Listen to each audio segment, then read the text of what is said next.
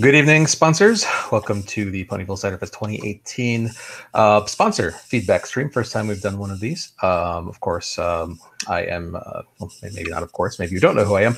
My name is Charlie Worthley. I was the convention chair of Cider Fest 2018.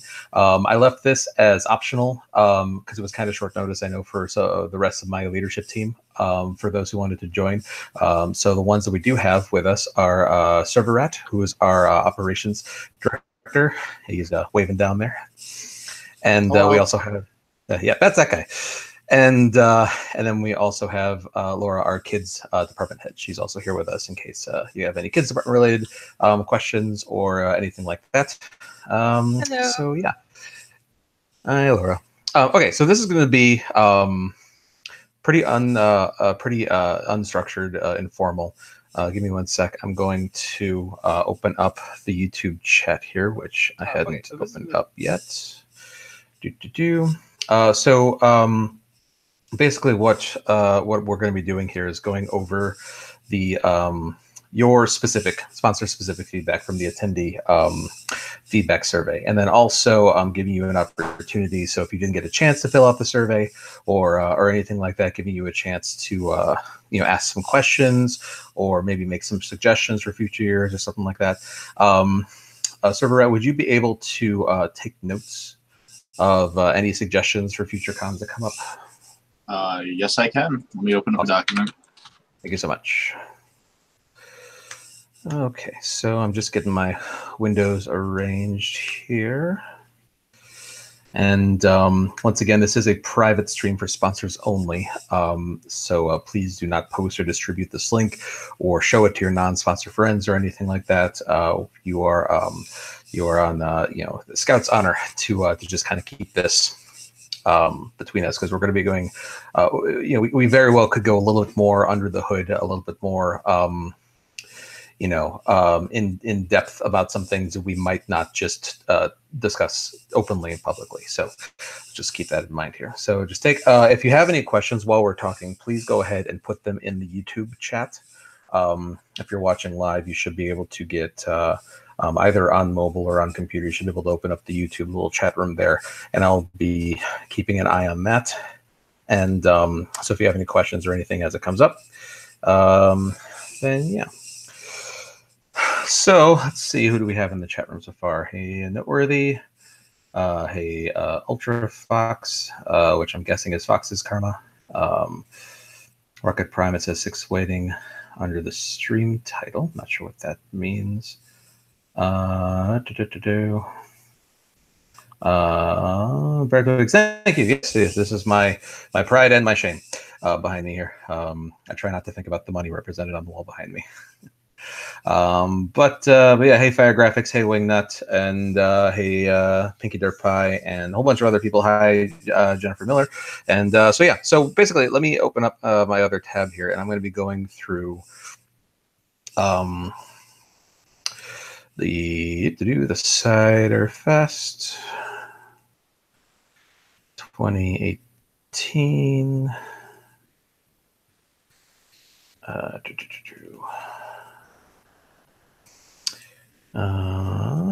Attendee survey, and then I'm just going to filter the responses down to only looking at sponsor level responses, and I'm just going to kind of go through it as I go. But if anyone wants to interject anything that they really want to make sure it gets covered, you are more than welcome to do that. Hey Lightblade, hey Sierra Stargazer.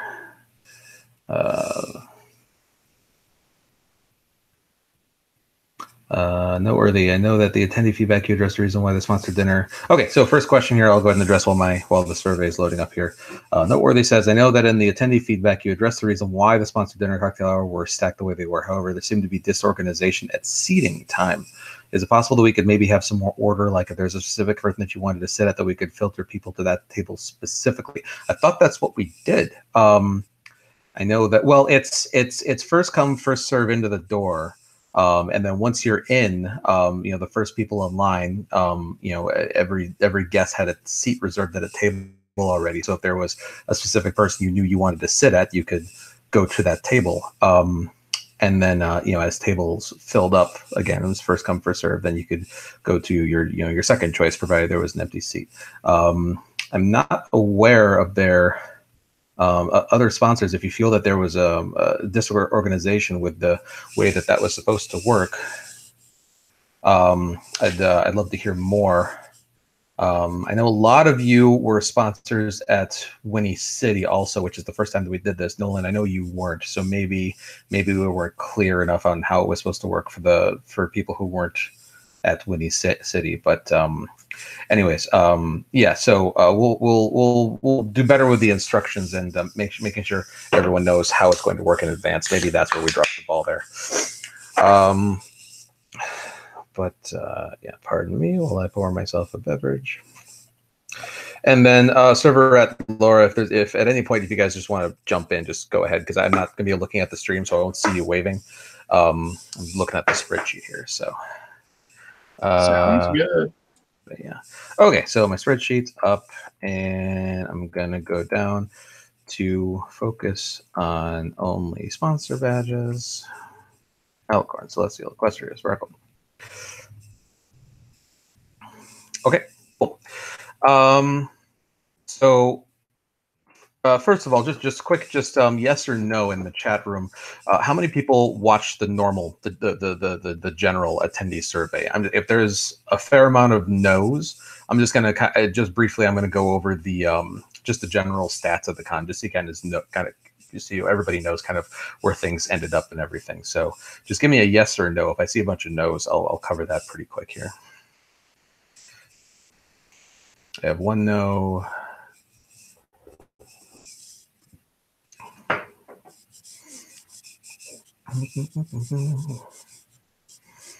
Three no's.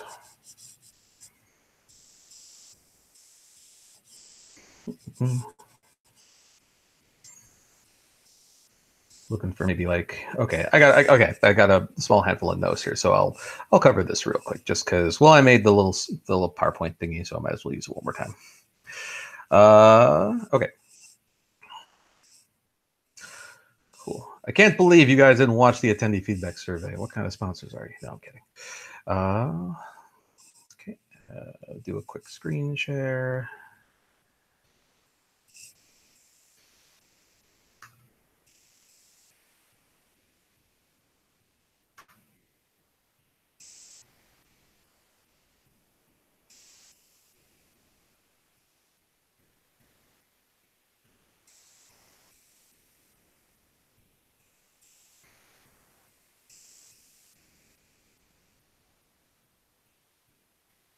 Okay, so so just kind of just general stats over the con and everything. So first of all, out of the 1,399 attendees that we had, 158 attendees replied. That's a total of 11.3% of attendees. That is a little bit higher than average. Normally we get around 10%. So a little bit more on this one. So that's great. Obviously, the more replies, the better. Gives us a better sample set of what everybody thought. Of the 195 sponsors, patrons, and spirit badges that we had, 77 responded. So that's 39.5% there. So that's great. And then the other 81 responses were a weekend or single day badges. So out of 1,204, 6.7%. So it's great to see that sponsors are obviously. I mean, for me, it kind of goes without saying that sponsors are more. They contribute more to the con, and so they are more interested and invested in how well the con does, and making sure that they give their feedback. So it makes sense to me that a higher percentage of sponsors reply to the survey, and so that being reflected here does not surprise me at all. General thoughts on the convention. So 95.6% of attendees that replied to the survey rated Ciderfest 2018 either a 4 or 5 out of 5. With an average score of everyone of being 4.66. It's only a very small handful that gave it a 3, and then one very grumpy person that gave it a 2. But which is not to say that those that 2 or those 3s don't count, of course. But yeah, it's good to see that the vast majority of people thought that that Ciderfest 2018 was a really good time. And then overall value in terms of if you thought that the badge you purchased, if you got good value for it, if bang for your buck, score basically was 94.9% of people that replied gave it a 4 or 5. So an average score of 4.7 out of 5. It's interesting that there were less people. So it's basically compared to the the bottom graph compared to the above graph, more people gave it a 5, even though there are more 3s there. More people gave it a 5 than a 4, which is why the average is higher there. So yeah, it's good. I will absolutely happily take these scores. I'm very happy with this. In terms of the panel variety and quality, this was a bit expected for me because because obviously whenever you're focusing on one aspect quite a bit, you're going to have people that just aren't interested in the theme. So there were some people that just weren't quite interested in the music theme that we had this year. So I kind of expected it to be a little bit lower on the variety rating, which it ended up being 68.3, giving it either a 4 or 5, average of 3.89. And I will accept that. It's it's still on the whole, people enjoyed it.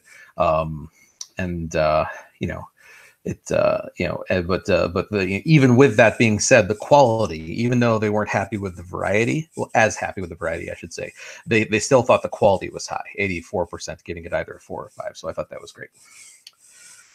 So yeah, like I say, the variety being a bit lower was expected for me, but I will happily take these scores. I thought they were, I think these are fair and good. So those are the general statistics.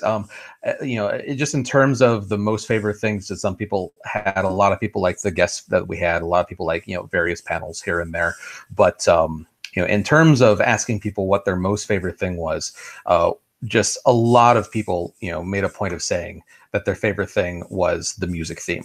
One response in particular of somebody saying the theme was all met going into the weekend. We were told that the weekend would be all about the music, and the con delivered on that, from opening ceremonies to closing ceremonies to concert, the musician vendors.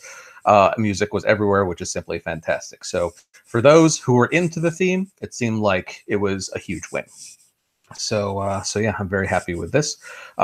Some people, again, I won't go into this in detail because we covered all this stuff in the main attendee stream. So you can check that out if you want to know some of this stuff. Oh, Blue Enters Ball, that was you. Cool, thanks. Yeah, I appreciate the feedback. Obviously, you guys aren't obligated to own a particular comment, whether it's good or bad. You don't have to do that, but I certainly appreciate you de-anonymizing yourself. So that's cool. Thank you. So yeah, and then as far as asking people what their least favorite thing was, of course, some people said the fact that it was a music festival just didn't jive with them, and that's okay. The line situation, we'll be looking. Apparently, we've grown now to the point where we need to think about line management. So that is clear to us now. So we will be looking into that, especially as for events going into main hall, and then also for the elevators. We definitely noticed some line issues there, which we will be addressing in the future. Vendors hall is always a hit or miss with everyone. No matter what you do, you're going to have people that say that they love it, and you have people that say that they did not like it for various reasons. So, not too much we can do there, but on the whole, I think we did pretty well. And yeah, again, just general stuff here. And then, so finally, I just want to hit this at the top, just in case anyone hasn't heard the big announcement. Ciderfest 2019 will be November 1st through 3rd. Back at the Hyatt Regency in Milwaukee. Quickly, on that note, of course, most of you sponsors are familiar, being from conversations we've had here in the sponsor group about the various issues that we had with the Hyatt Regency in Milwaukee this year. The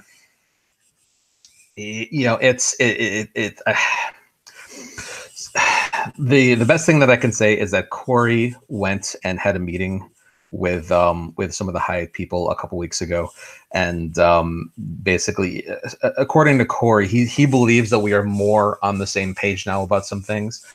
Whether or not they're more accommodating on some of the things that we had difficulty with.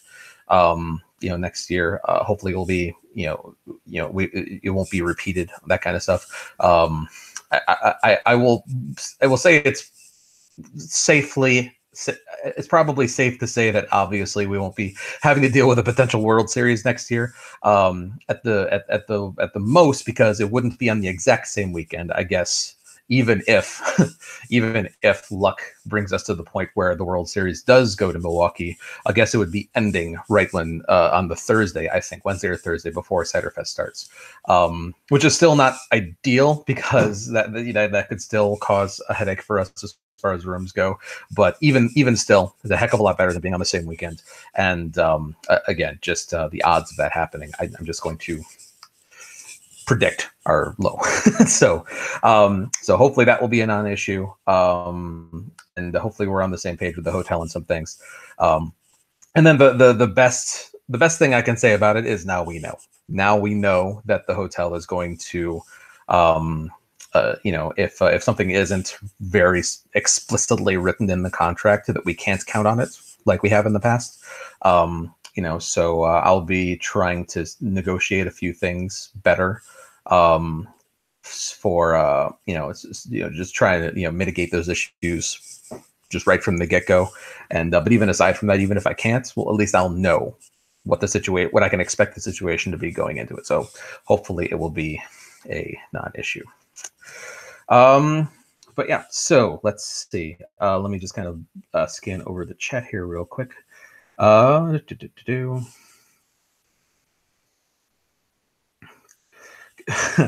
Yes. Okay. So, I'm using my headset wired this time. This is a brand new headset. And to me, this is dumb, but I did not realize that after I tried to switch to wired, first of all, the headset has to be off, which I did not realize. But and then even on top of that, there's a boom mic for using it wirelessly, but it comes with a cable so that you can use it wired. Well, apparently I did not realize that when you're using this stupid headset wired, this boom mic actually doesn't work. Instead, there's an inline headset in the wire there. So when I was trying to switch this over to wired, I'm sitting here like testing this and trying to get it to work, and the meter isn't bouncing, and I'm thinking that the cable doesn't work or something. So anyways, it was a gigantic mess, and so I think I've got the whole thing figured out now, at least for streams, to avoid all those technical issues. If you don't know what I'm talking about, when you go watch the attendee stream, you will see me just having all sorts of problems with this stupid headset. So anyways, yeah, so let's see, chat room. Cornbread, yes, cornbread is in fact magic, that's true. Again, it is pseudo inside joke from the attendee stream. I loved all the panels I went to. Yeah. Yeah, well, it's Bear Twig says, I loved all the panels that I went to. There was just so much variety and so much to do. I felt a little conflicted at times. From a programmer's con runner standpoint, that's kind of a good problem to have. I'd rather have it be that than the opposite of there being nothing to do. So, I mean, the better of two, a better of the two options there. Let's see. Manhole line got a little crazy, but that's the nature of that area. Not a whole lot of space to line up. And yeah, it's just gonna be a matter of us. We're probably gonna do like, I think Corey purchased a bunch of stanchions, the poles with the lines that you can use to make cues with, or at the very least, we'll just put down like painter's tape and do the tape cues, just to try and make that be more organized. Sponsored lounge is pretty lacking, Nayslayer says. So just to make sure you guys understand the nature of the sponsor lounge at Ciderfest, because it is in an event space and not in like a suite, for example, we cannot bring in our own food. We have to pay the hotel to bring in food for the sponsors. And before someone asks, well, why don't you have it in a suite instead? The reason is because we have a giant food and beverage minimum with the hotel as part of our contract. That's actually the food and beverage minimum that we have is actually how we pay for having the event space. So food being consumed in the sponsor lounge helps quite a bit with that food and beverage minimum. Because hotel prices for stuff like that, it's like theme park prices. Like I think every bottle of that Sprecher's root beer, for example, was like $6 or $7 a pop, and that's not an exaggeration. Now, I don't say that for you to say, "Oh, geez, I feel so bad. I had so much of it." No, that's the point. You're supposed to, so don't feel bad about that. But the reason why that sort of limits our options a bit is part of it is that their catering department doesn't really have a lot of great options for like stuff that can be left out and isn't going to spoil and go bad, and or a lot of stuff that could be built on consumption, like sealed packages, like sodas and chips and stuff like that. It's they put it all they put it all out and they count it, and then when they take it all away, they count how many were consumed, and then that's all we get billed for. Other stuff, like if they had more, like if they put a tray of cookies out there, for example, those aren't individually packaged. So it doesn't matter if they get eaten or not, we get charged the entire tray. It's like $100 a tray or something like that because catering prices. That's just how it works. So that's sort of why the sponsor lounge is not as great as I would like it to be, because we could put some better food in there, but it's then going to cost a heck of a lot more, and most likely a lot more is going to go to waste. Yeah, so it's sort of the nature of the beast. But that's why on Sunday especially we did bulk it up because we needed to make some more money towards food and beverage. So we did have them add in a bunch more stuff because I needed to spend the money. So all that being said, and what that taught me on Sunday this last year is that, okay, I can put some more food in there because I need to spend more money. I'm gonna have to spend the same amount next year. I'm gonna suck up a little bit of that with whatever the reception for whoever does the season pass thing with all three cons. That'll be a chunk out of food and beverage there. Yeah, I mean, obviously, I want the sponsor lounge to be worthwhile for the sponsors. Aside from having it be a quiet place, a quiet private place where you can go and like chill and relax and all that fun stuff. Like when we added the Sprecher sodas last year, I was happy to do that because those things are delicious.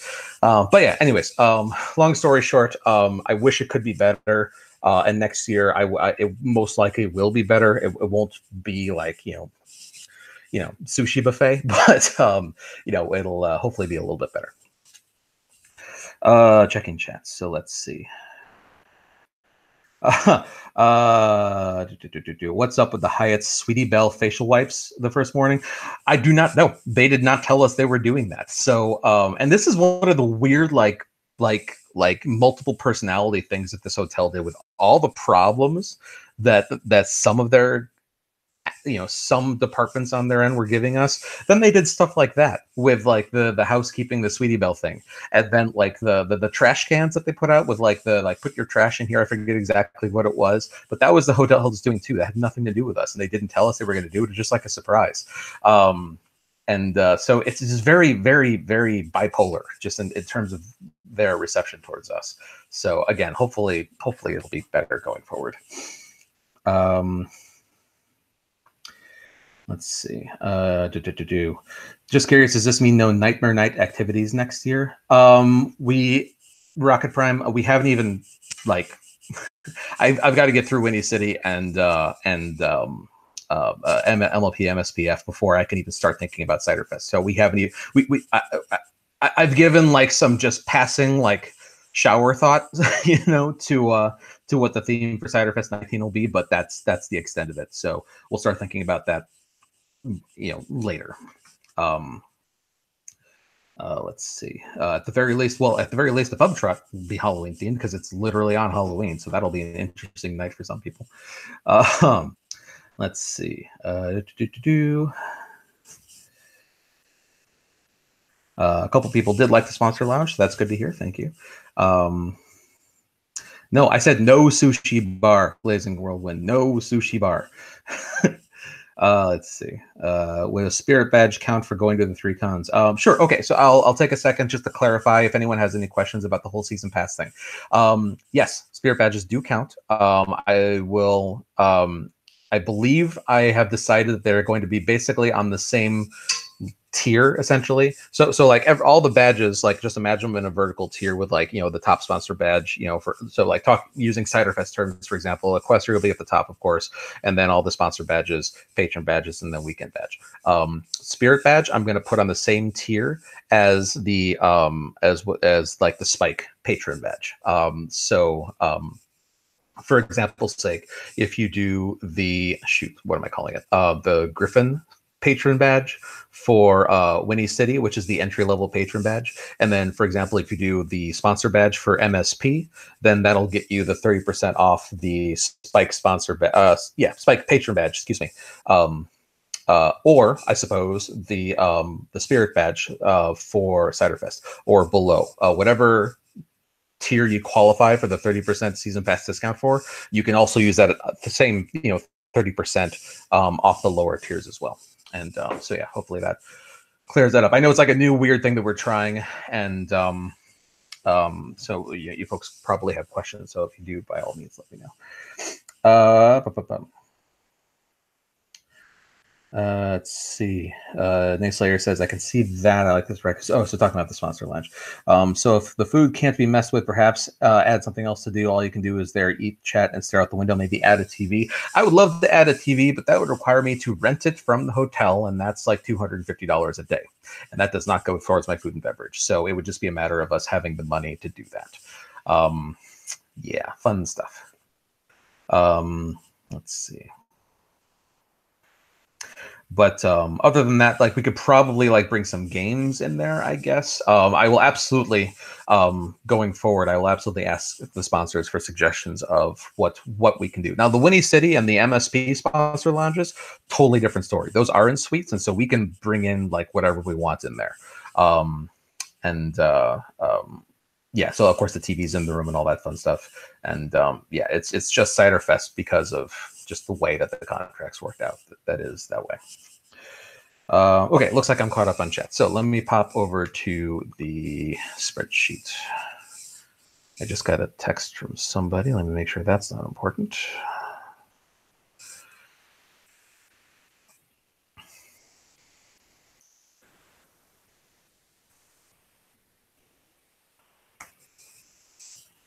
Okay, we might be getting our vendor hall department head in here as well. Fluffy Fox says, can we get some smaller tables in the sponsor lounge? I felt kind of cramped in there. Sure, yeah, I can do that. I believe they have 10 tops and 8 tops for circular tables. I think it was the 10 tops that they had in there. So if that was the case, then I can get 8 tops. Sure, yeah, if you guys feel that was the case, then yeah. Pinky Mouse, yeah, putting pony episodes on the TVs in the sponsor lounges at Winnie City and MSP. That's a given that hopefully we'll remember to do. I have it written down, so as long as I'm on staff, I can remember to pester you. Thank you, appreciate that.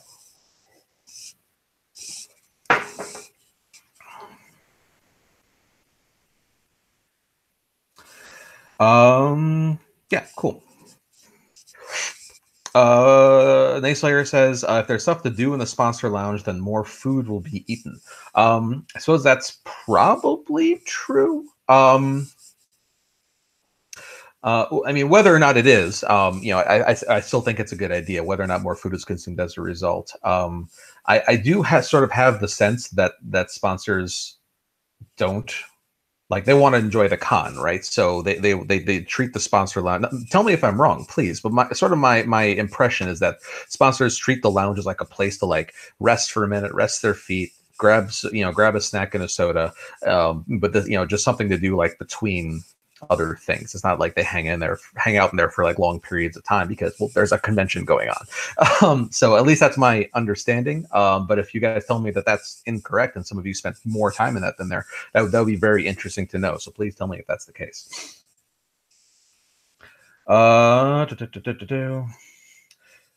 Rocket Prime says, I would also like a few small tables at the sponsor dinner for those who like to eat alone. Sure, yeah, we could do that. That's definitely doable. Brian Rare Warfare says, if there's no current episode coming out around the time of the con, would the planned Saturday screening going forward? If there's no episode that comes out that weekend, we don't have a screening. Just because they're hard enough to fit in as it is. So we happily do it if there's something that comes out that weekend, episode or special wise, like best gift ever.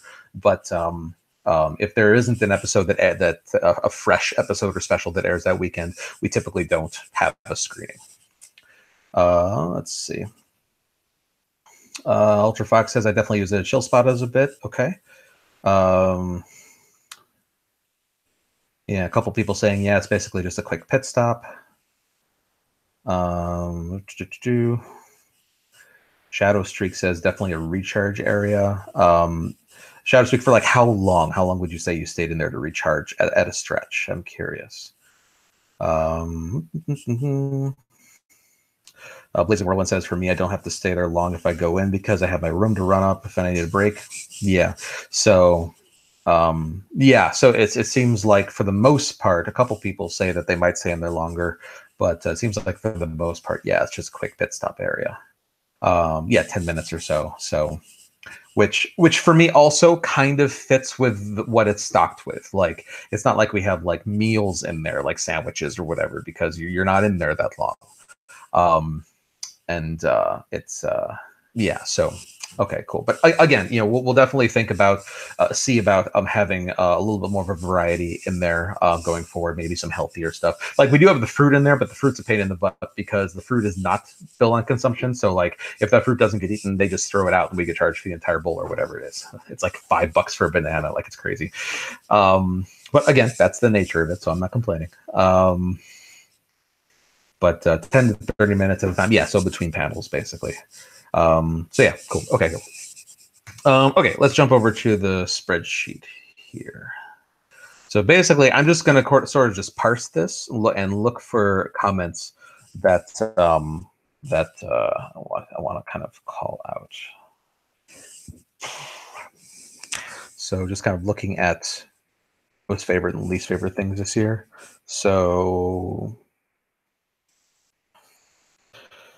people, somebody liked the gala, cool. Somebody liked the script reading, that's always classic. Did not like LineCon, yeah. Okay, let's talk about the After Dark vendor hall, because I just came across somebody said, I did feel a little uncomfortable knowing that there was an over 18 vendor hall going on, although I acknowledge that it was popular. I wish it stayed at home. I mentioned this something previously. I may have talked about this in the Facebook group. Okay, so let me clarify something just in case we're not sure about this. So for those who are not aware, the Cider Fest in Winnie City vendor halls have actually always allowed, since Corey set them up, this is the way that he set it up, and I've never changed it. They've always allowed 18+ materials just in a binder covered up under the table. And if somebody came by and wanted to see it, it was the vendor's responsibility to card them and then, allow them to browse it privately and all that. Now, to my knowledge, this was never a problem. However, that it has always made me wonder, well, what if, like, somebody gets sloppy on that process and either forgets to check an ID or just like somebody's walking by and notices it and so on and so forth that doesn't want to see it. And so it was that line of thinking, along with, quite frankly, please, from the vendors that make stupid amounts of money in that After Dark vendor hall, to please let them do it, or at least try it. In having it be a dedicated time at night, when one would assume that that all the young kids are have gone home or in bed or whatever, having it be at that time and then taking it out of the daytime vendor hall and removing the possibility that anything could accidentally be exposed in the daytime vendor hall, to us felt like it was actually making the con safer, for lack of a better word there, I guess. So that's why we decided to try it out. Now, others may have expected this. I absolutely did not expect that line. That line was unlike anything I could have ever imagined. I saw it when it was pretty darn long. I am told that at its longest on Friday night, it came out and wrapped around the elevators like twice, which to me is just insane. So what that tells me is that there clearly is an interest for this kind of thing. The vendors who were in there for the most part made stupid amounts of money, like I said. So it's good for the vendors. It clearly addresses a large part of the fan base, and for the vast, aside from one hiccup in processes on Saturday night, just when we tried to put it together the second night so that people could get a chance. It didn't really have didn't want to deal with the line on Friday night or whatever. That's why we added the second night. Aside from one hiccup in processes on the fault of one of the vendors, it seemed to go smoothly for the most part. And so it hasn't been completely decided. I've just got the management team put together for Winnie City. Excuse me.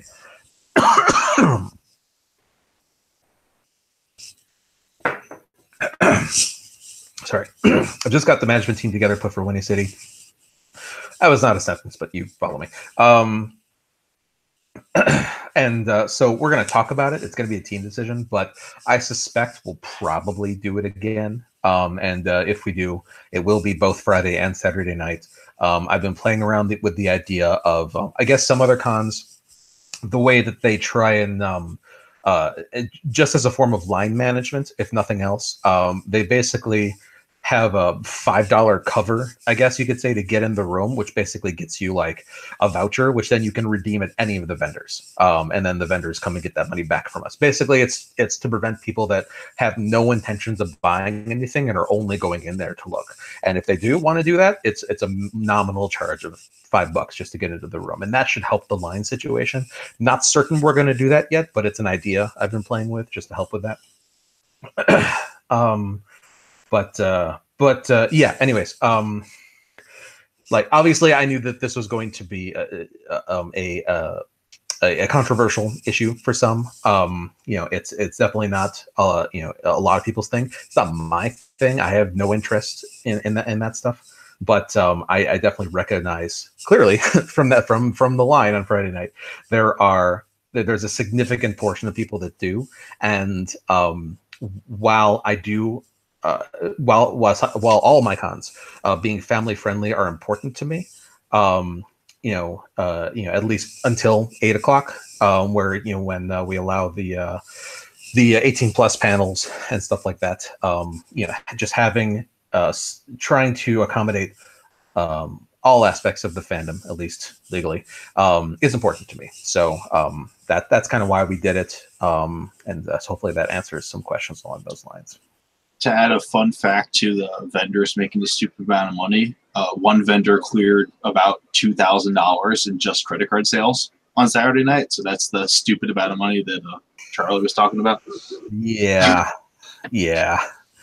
So and so it's clear to me why the vendors who do have that kind of product, why they want to have that haul, because that's pays their rent for 2 months or whatever. And I'll even say, as kids programming director, I came out in favor of it, keeping it separate and away from the children during the day and having it at night, because just to me, I know what goes on, and it just makes sense to keep it away from children during the day when they're there. Yeah. So that was, it was a team decision. So real quick, I'm going to kind of peruse the chat room here and just kind of see if there's any comments, additional comments to address on this.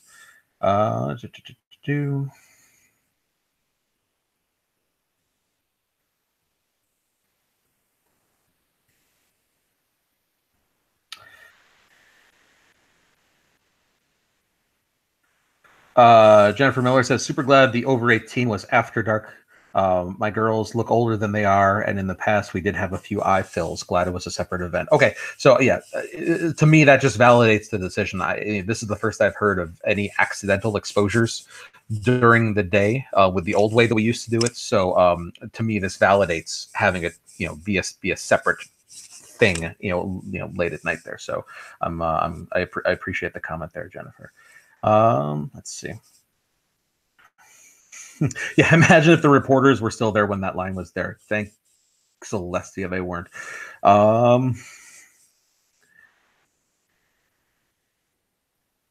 Nayslayer says, I thought After Dark was a novel concept. I also thought that's what caused the beef with the hotel. No, not at all. Any issues that we had with the hotel had absolutely nothing to do with that.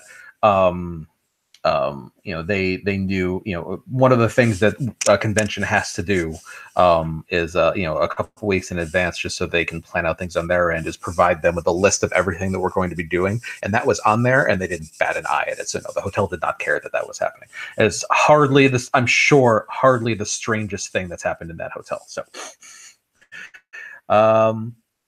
as far as it being a novel concept, I mean, we basically took I don't want to say we stole the idea, but we definitely used TrotCon as an inspiration on that particular point. Probably the only thing we'll use as an inspiration for TrotCon.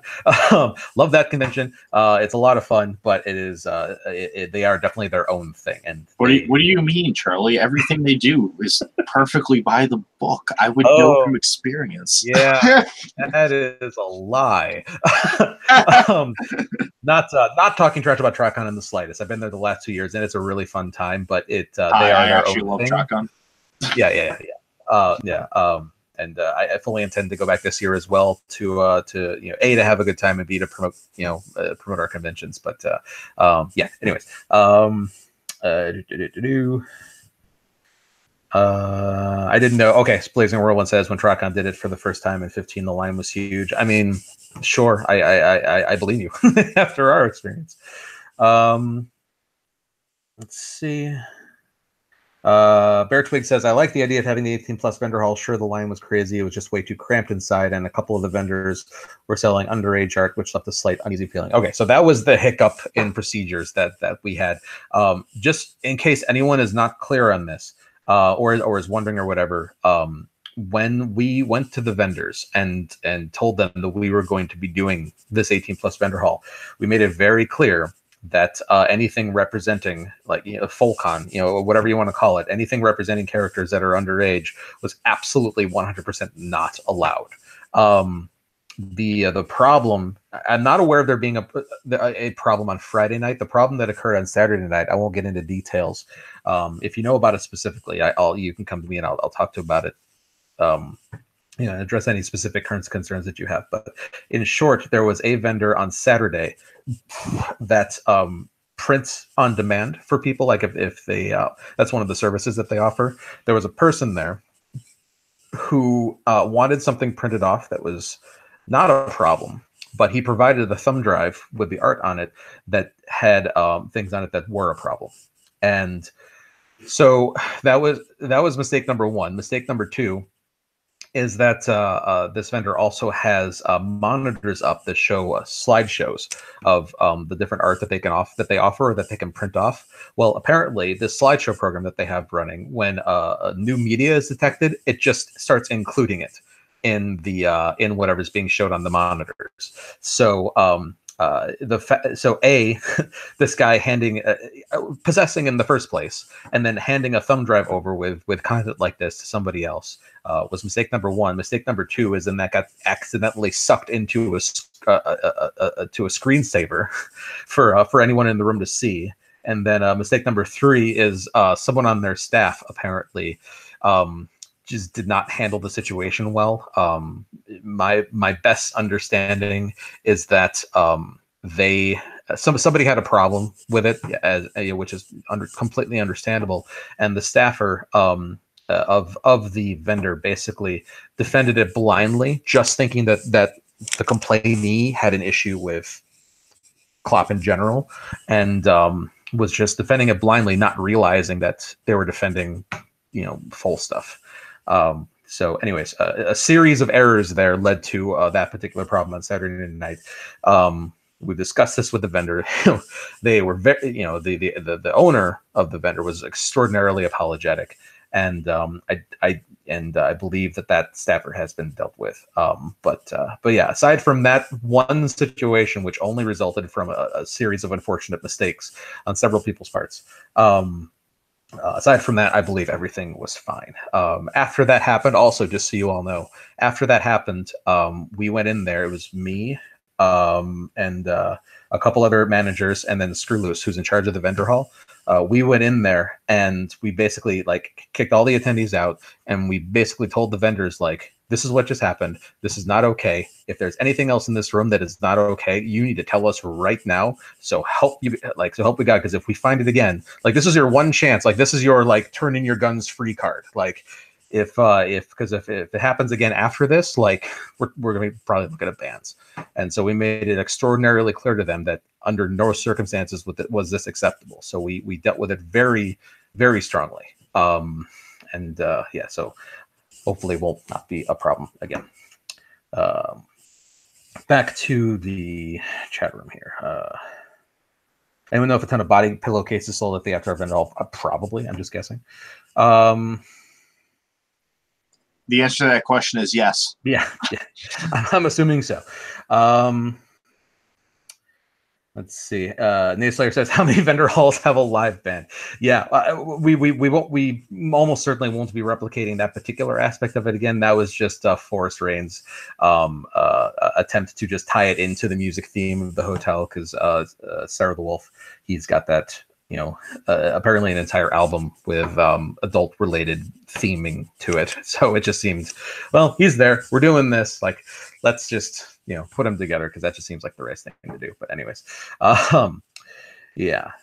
So yeah, let's discuss the issue.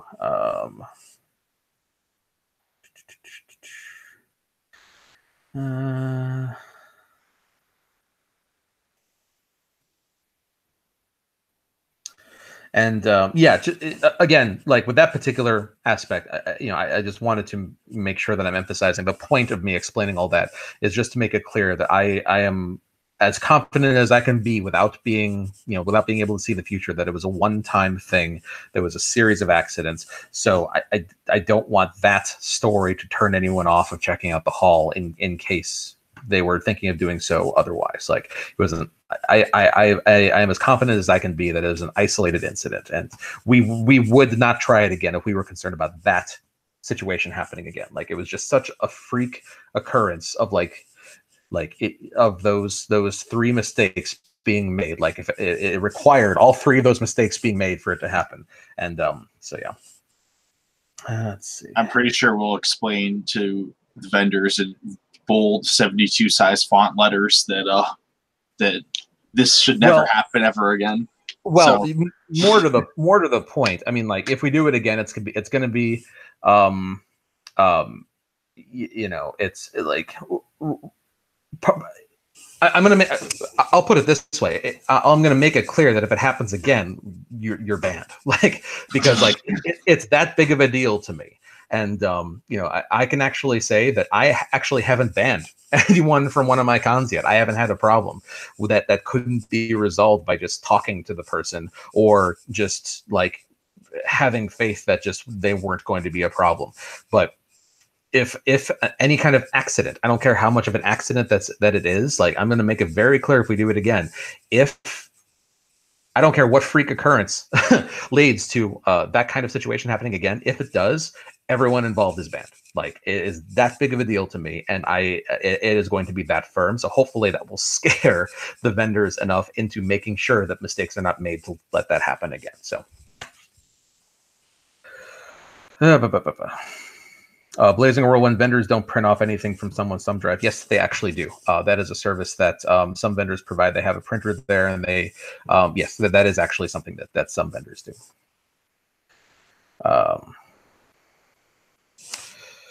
Okay, so caught up on that. Let me go back to the spreadsheet once again.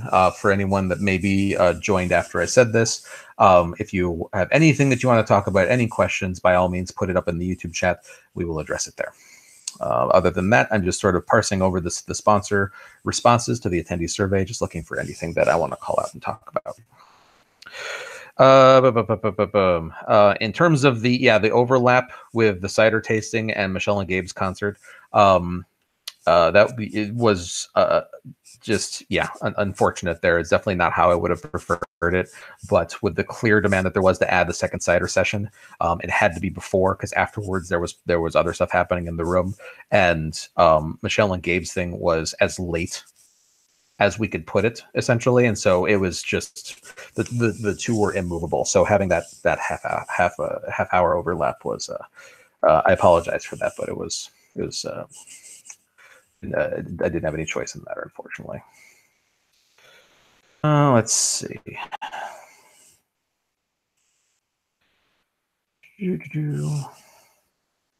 Don't let the vendors do it. Have the customer email it to them. I'm not gonna dictate, Blazing Roland. I'm not gonna dictate what the vendors can or cannot do in terms of the services that they offer. I mean, like I'm not gonna be that totalitarian about things. It'll just as far as them being smarter about how they do it, I think we'll solve the problem there.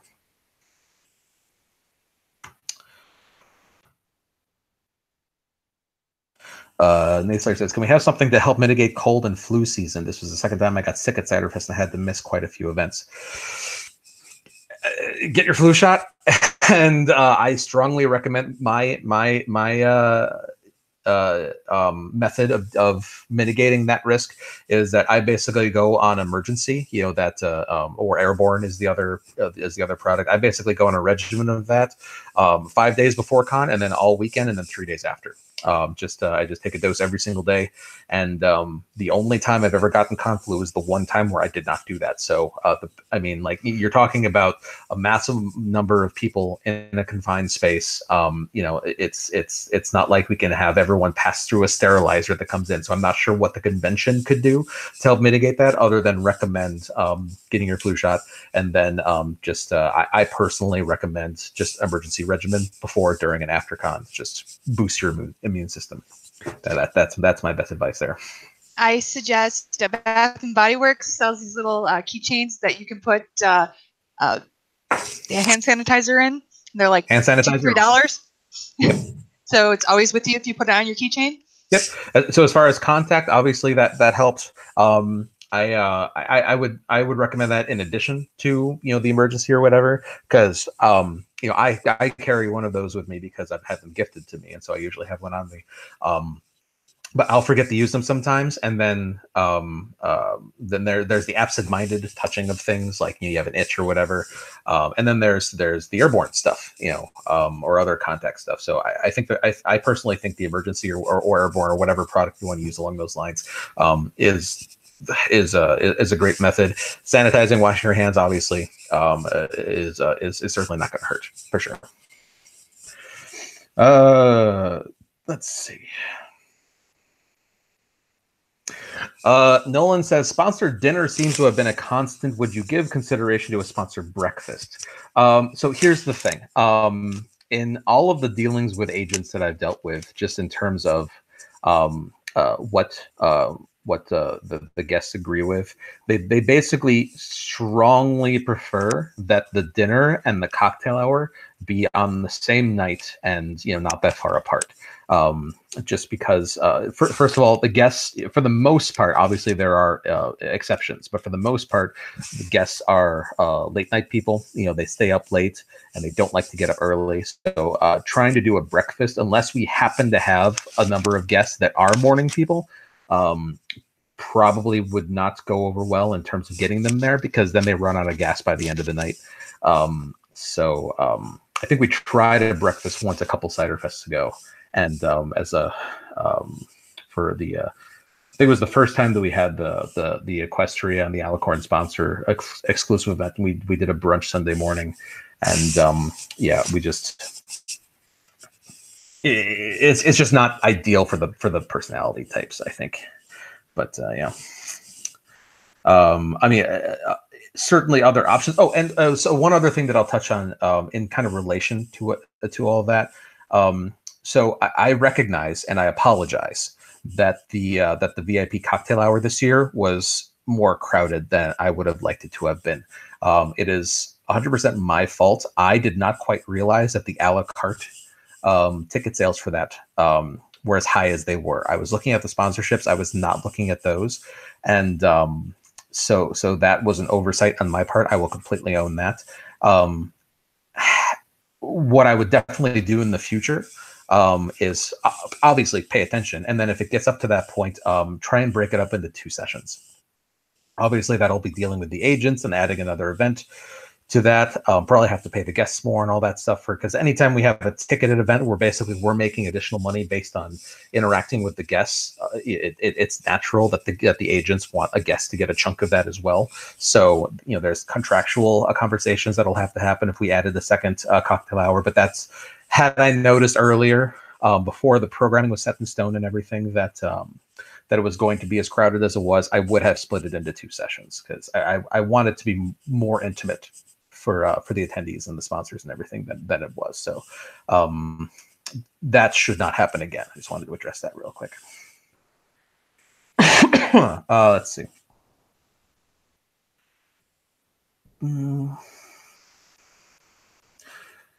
Let's see. I'm just looking over your YouTube comments. Is it what? Brian Ware Warfare says, "Is it true that Charlie is the love child of Chuck Norris and Hagrid?" I am adopted, so maybe. I don't know. Who knows? That would be. I don't know. I should do one of those 23andMe kits and find Interesting. out. Apple Geek says, just FYI, there was an incident where the Michelle and Gabe autograph signing following their concert was not located in the main autograph room. Yeah, they moved it. I'm sorry about that. They that was something that they had requested last minute just because they wanted to have it closer to the concert hall there. So and it was one of those situations where in terms of picking your battles, it was, it was just wasn't worth fighting over. And so which I do not want that to come across like Michelle and Gabe and Monique were a problem. They were not a problem. They just have their preferred ways of doing things, and for the most part, things were very smooth with them. It was just this was an example of something that they felt strongly about, and so we said, okay, fine, go ahead. So I apologize if there was any inconvenience to you all on that.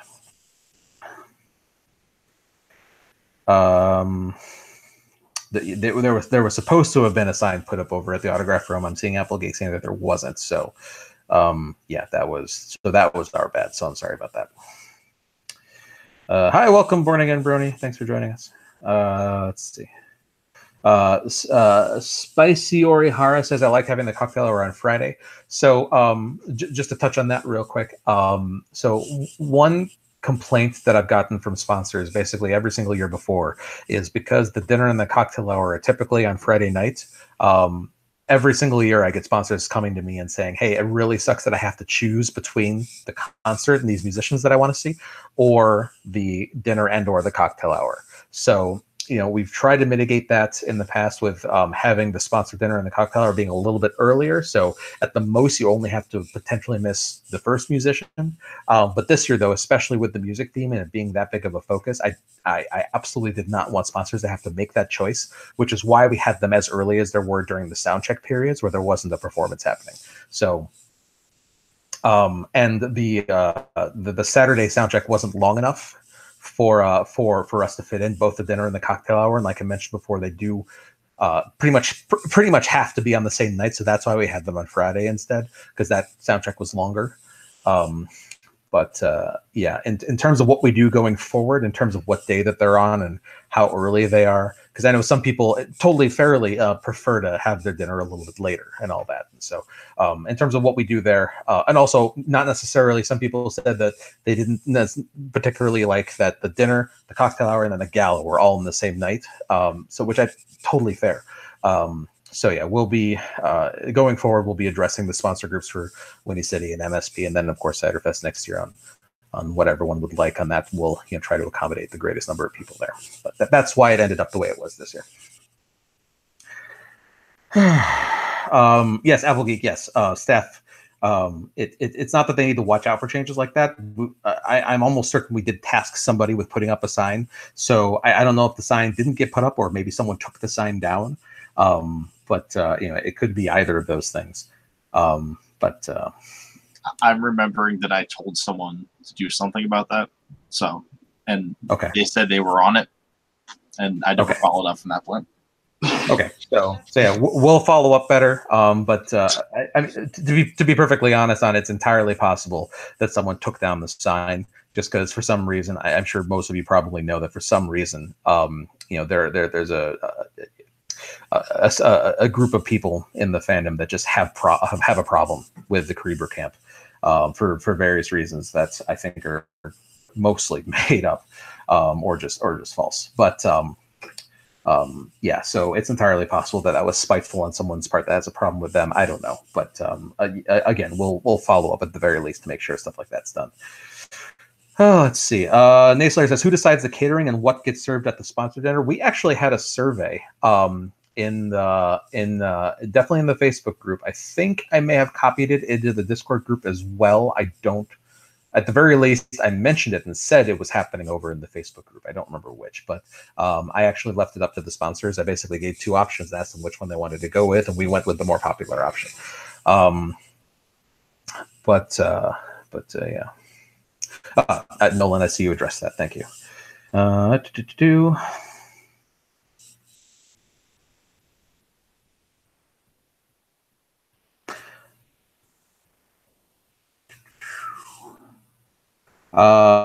Yeah, Naslayer, it did asking about the survey.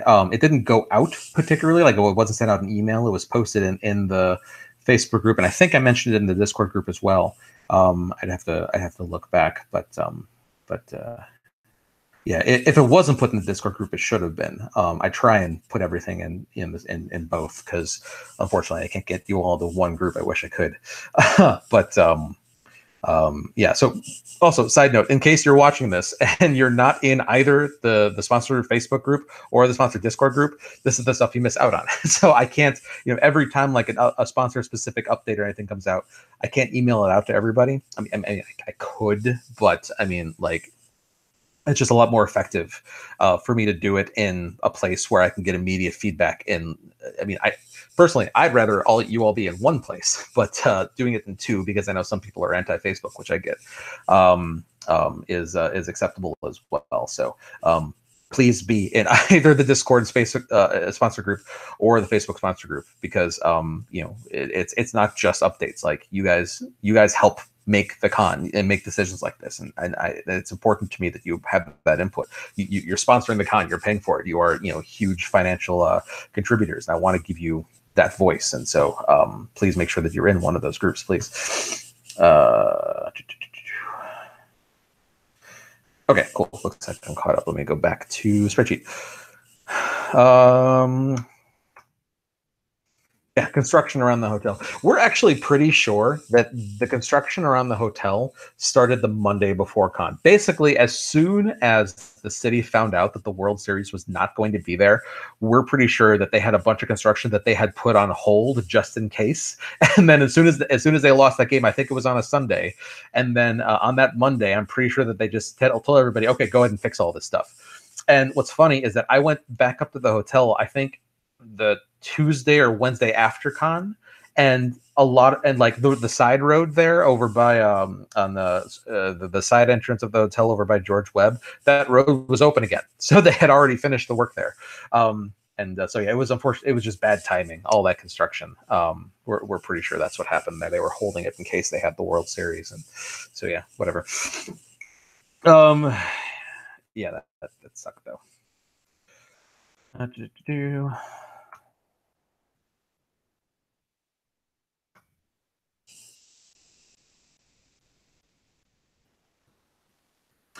No, the Gaming's Magic Tournament was really disorganized on Friday because it came back multiple times when the tournament should have been happening. I was told it was pushed back. I did not know that. So I apologize on behalf of the tournament organizers. I didn't know that they were having scheduling issues there. So yeah, that's good to know, I guess, in case we ever try and do that again. I'll make sure that they stay more on schedule. Let's see.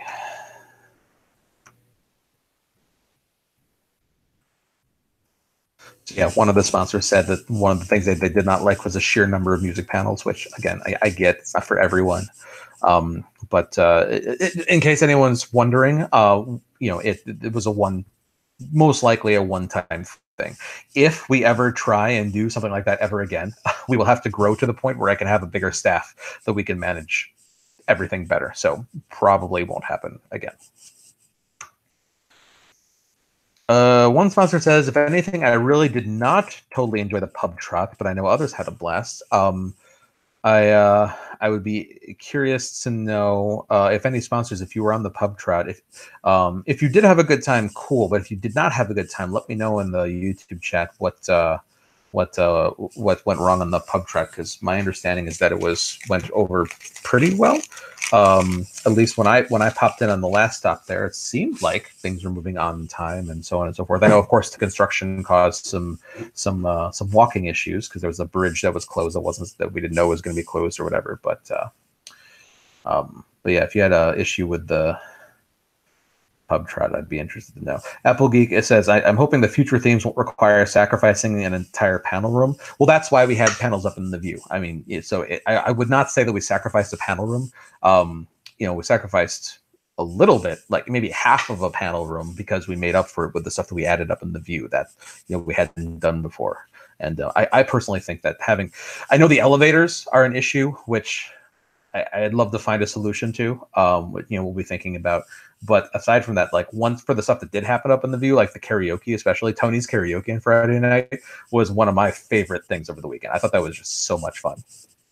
But yeah. Pub Truck could have used better directions to where we're going when. I mean, there was a map on the event. I'm not sure what better directions we could have provided. The only thing I disliked on the Pub Truck was some folks that enjoyed themselves a little too much. Well, that is, yes, Bear Twigs, that is in fact the nature of it. Fluffy Fox says, have you thought about smaller volunteer positions? I wouldn't mind helping out, but don't want to lose that much con time to be staff. No, honestly, I haven't thought about that. One of the parts of the staff culture that I think is a better way of doing it is having people on staff that are involved in the process, going all the way up through the con, and they know what's going on. And like what I'm saying is that what I don't want to do is like the gopher staffer, where they show up to con and they basically say, hey, I want to help out for a few hours and get a free badge. Like, to me, some of them I'm sure are fine, but to me, like, those people, they aren't invested in the success of the con. They haven't been working on it and been in meetings and everything, and like know the way that everything's supposed to be like all the way in advance. And so having staffers that are like part of like the staff family, so to speak, and like we're all on the same page, we're all in the same chat and everything, and we're all going into this together, to me is a better recipe for success than having casual staffers that might not have that same drive to have the convention do as well as some of the other ones. I hope I'm making sense here. So no, I haven't really thought about that. And for the most part, we usually get most departments staffed okay. This year was tough in a couple areas, just because of some unfortunate dropouts at the last minute and so on and so forth. But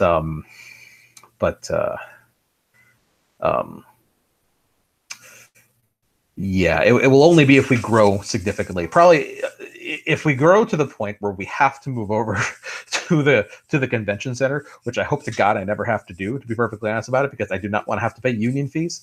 I don't know if you guys understand how much that costs. But if we grow to that size, then yeah, I'll probably have to adopt to the other model of doing things, of having the gophers and all that. But until then, I'm probably going to keep staffing the way that it is, just for the reasons that I explained there.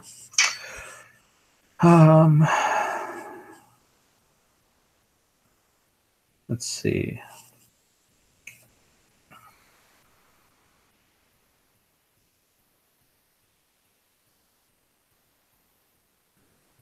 Okay, caught up on the chat room there.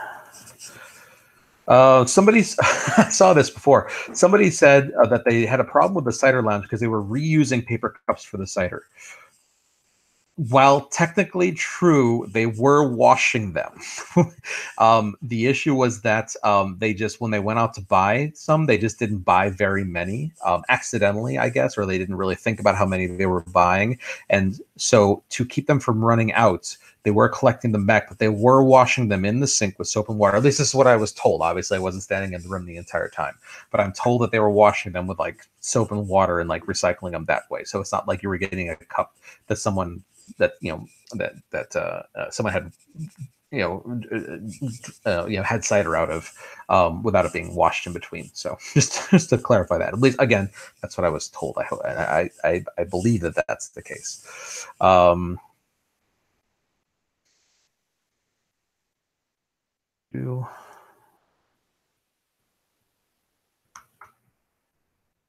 Somebody's least favorite part of the con was the morning after the Thursday pub trot. Drink more water. That's my best advice for you, dear sponsor. Somebody says that lack of panels during the day whose quality tended to vary. Well, I guess there's not much I can specifically say about that, but yeah. Jennifer, you are a sponsor. You are not staff. You don't have to go buy cups. It's fine. We'll just buy more next time. It's fine. But yeah. Let's see.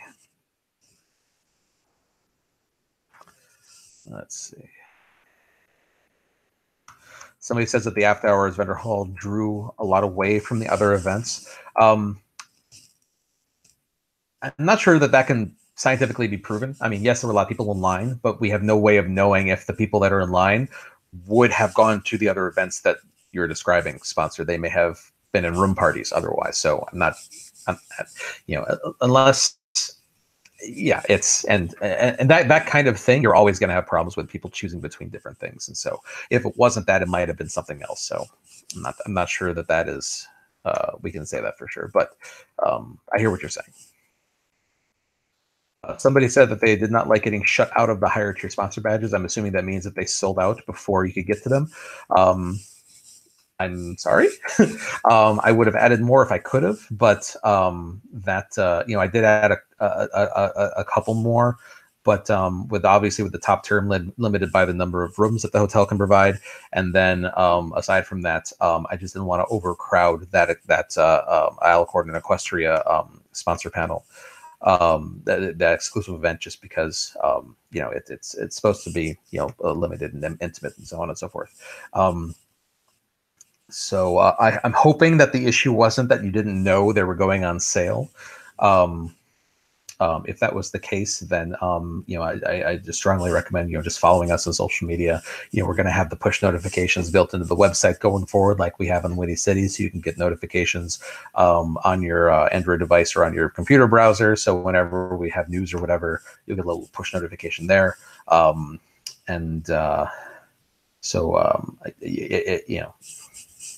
That's that, I guess. Let's see. Mainly focusing on what people's least favorite things was. I'm seeing a lot of, I can't think of anything, so that's a great answer to have. Somebody said that they did not like the Friday main panel. I will admit I'm surprised that the storytelling part of it went on as long as it did, but as the moderator of that panel, I didn't want to stop it. Like, people had these great stories that they wanted to tell, and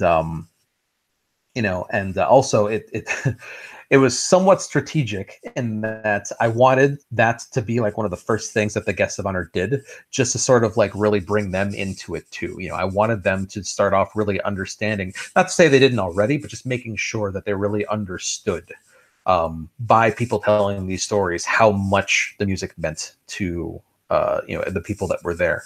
And so sort of starting the con off for the guests with that, it was somewhat, well, not somewhat, it was completely strategic. So to try and, I don't want to say soften them up, but you probably get what I'm saying. Just bring them into the mood and the theme and everything more. So yes, Apparently I don't feel temperatures as much as other people do. I understand a lot of people were saying that it was cold up in the view. I think they were anticipating more people being up there, and obviously crowded rooms mean more body heat, mean that the AC has to work harder. So I think that they just overcompensated with the AC a little bit too much. I believe we asked them to turn it down once or twice. After I heard the complaints, but yeah. So obviously not ideal. So sorry about that. Fun fact about hotel ACs, in case anyone wanted to know, you have to freeze the room before panel in order for it to be a reasonable temperature in there, because all the body heat will make the room about 80 degrees if you just leave it at 70. So, yeah, so I think it was just overcompensating and over anticipating how many people were going to be up there. And so once it was done, I guess it was done. So yeah, sorry about that. Cool. Okay, so that was everything I wanted to call out of the least favorite things. Again, if you didn't get a chance to fill out the survey, please put your comments in the chat so I can address them. Let me catch up and see if I'm missing anything here. My biggest regret during the con is not really eating before the cider tasting. Yes, please do eat before consuming alcohol. That's always a good idea in any situation. I got super salty about the quantity of higher tier badges myself, and I realized it was a silly thing for me to get pissy about. So it's a good revelation, a self-realization there, I guess you could say. But yeah, yeah, that's the fastest they've ever gone before. So it's the best, the best that I can say is that we'll make sure that people know well in advance, and we'll use all the methods available to us to inform people in advance if they're going on sale. Beyond that, it's just first come, first serve. There's not too much I can do after that. Nayslayer says, I wasn't a fan of the crossover in movies panel. The presenter just started talking about obscure horror movies halfway through. As far as the individual panels go of stuff that's presented by panelists, we'll certainly look at the overall feedback on those when deciding if they apply for that panel again. We'll look at the specific feedback and make a whether or not we accept the panel will be the reviews from previous panels, previous occurrences of that panel will contribute to us accepting it or not. Yes. Okay, cool. Let's see. Let me go through. If we're to change one thing for next year, what do you think it should be? Let's see what the sponsors said. So first, right off the bat, allow more time for the charity auction. Okay, I will take that under consideration. I'd be curious to know why you wanted more time. Like this year, we actually managed to get through all of the stuff that we had donated on time. So I'm not sure if you felt it was rushed or what the reasoning is for wanting the charity auction to be longer. I'd be curious to know the reasoning for that. Yeah, so go back to the normal style convention. The music festival is great, but it seemed a little too jam-packed. Yeah, no worries there.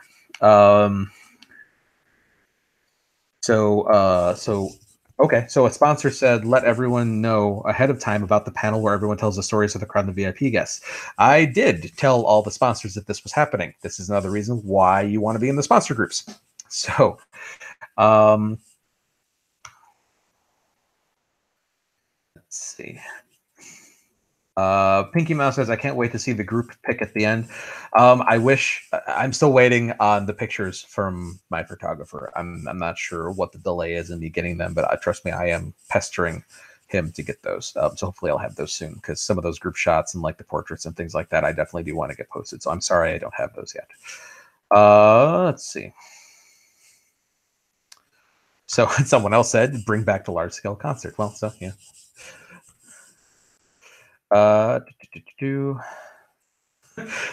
One sponsor said maybe a better time slot for my panel next year. I apologize for the luck of the draw on whatever your panel was and when it was scheduled.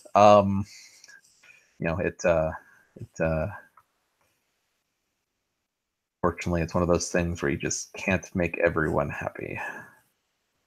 Something besides carved turkey at the sponsor meet and greet dinner. That is what the sponsors voted on. That's why we had it. So I strongly recommend being a part of the group so that you can vote in the surveys next time. So yeah. Get some more actual show actors back, even at the cost of some of the music. Every guest that we had was a show actor, so I'm not sure what that means. Even though some of them were primarily singers, they all have acting parts, voice acting parts as well. So I'm not really sure what the context of that comment is. Yeah, I mean, obviously, we're not going to be music focused again. So, when we're selecting guests in the future, it'll be, the survey results, which we'll do again, of course, will be. Rocket Prime says Turkey was in both options, though. Different Turkey, but I mean, sure, I guess you could say that.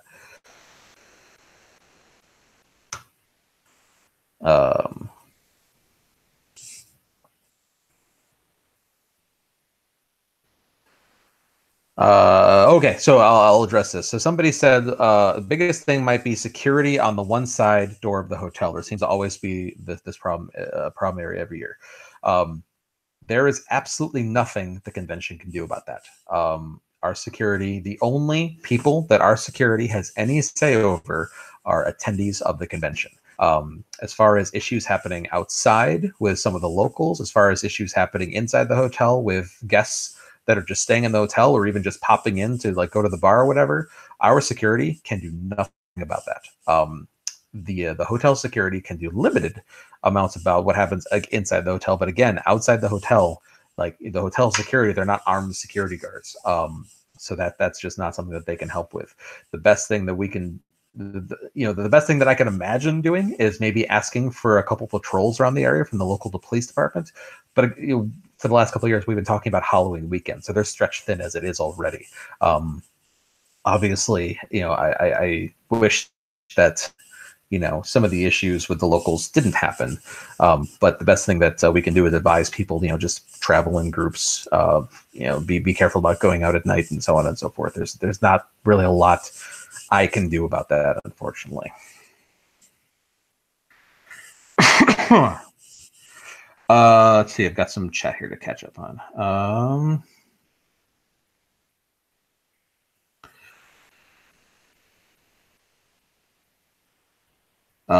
Yeah, Born Again Brony, still waiting on the mass photo dumps for the entire weekend. Yeah, those will be. I think I'm going to have to ask for some help editing photos. I'm having trouble getting to Winnie Cities, Winnie City 18s, which then I have High Roller to get through, and then as soon as I get them Cider Fest, so I've got them 3 cons worth of photos to go through. So I think I'm gonna have to ask for some help there, but it's probably going to be a bit, yeah. Fluffy Fox, is any chance of getting a recording of the closing song? I'm also waiting on video footage to be sent from the videographer. The trouble there is that he is extraordinarily busy in real life, and he lives in Australia. So he currently is in possession of my 2 external hard drives, and it's just a matter of him getting the time, which apparently is hard to do for him, to dump all the footage onto those drives and then mail them to me. It's also something I'm gently pestering on having that be done, because I very much would like to get those in hand. Once I have those, fingers crossed that the audio quality of that closing song is going to be good enough. And if it is, yes, I will absolutely release that as a standalone thing.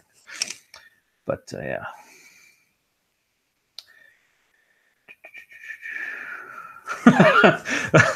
Yeah, ever free Twister is definitely a thing. I would have liked to see a sponsor exclusive T-shirt. Personally, Bear Twig said. Quantity is the issue there. It's when it well, there are several issues, and whenever you have something like that, it's a matter of an artist, one of my staff artists who are also volunteers, having the time to come up with a design for a shirt, and making a design for a shirt if it has more than one color. If you've never designed something for screen printing where you have to worry about like every single color has to be on its own layer and all that fun stuff, it's so asking one of my artists to come up with a whole nother shirt design is asking a lot of them. They do so much already as it is. I don't want to burden them too much. And then if you're only ordering enough for sponsors, the per item cost is higher. I'll certainly consider it. The cost is actually the lesser concern of the issues there. Having an artist come up with that is the bigger hurdle, I think. So, but I'll consider it for sure. The higher tiers have the sponsor exclusive. Well, predominantly sponsor exclusive hoodie. We had to order a larger quantity of them this year because of the screen printing design. If I only got the 24 that I needed for the top 2 tiers, the per item cost cost the same amount. It cost nearly the same amount because we hit a price break. I think at like 40 pieces, I think it was, to get like 40 pieces as it was to get 24. So it just made sense to get the more pieces. And then yes, a couple of them did get sold at the con store, but it wasn't very many at all, and they went like that. And so yeah, and we they weren't cheap either, so it helps the con out too. So, yeah. Let's see.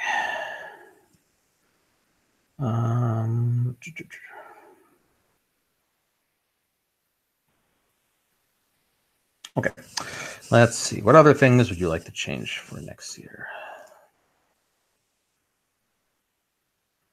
Move the After Dark vendor hall so we don't have a line wrapping around in and itself for all to see. Yeah, well, yeah. So I think I've kind of addressed that. It would be in a bigger room also, though, for sure. Now that we know better.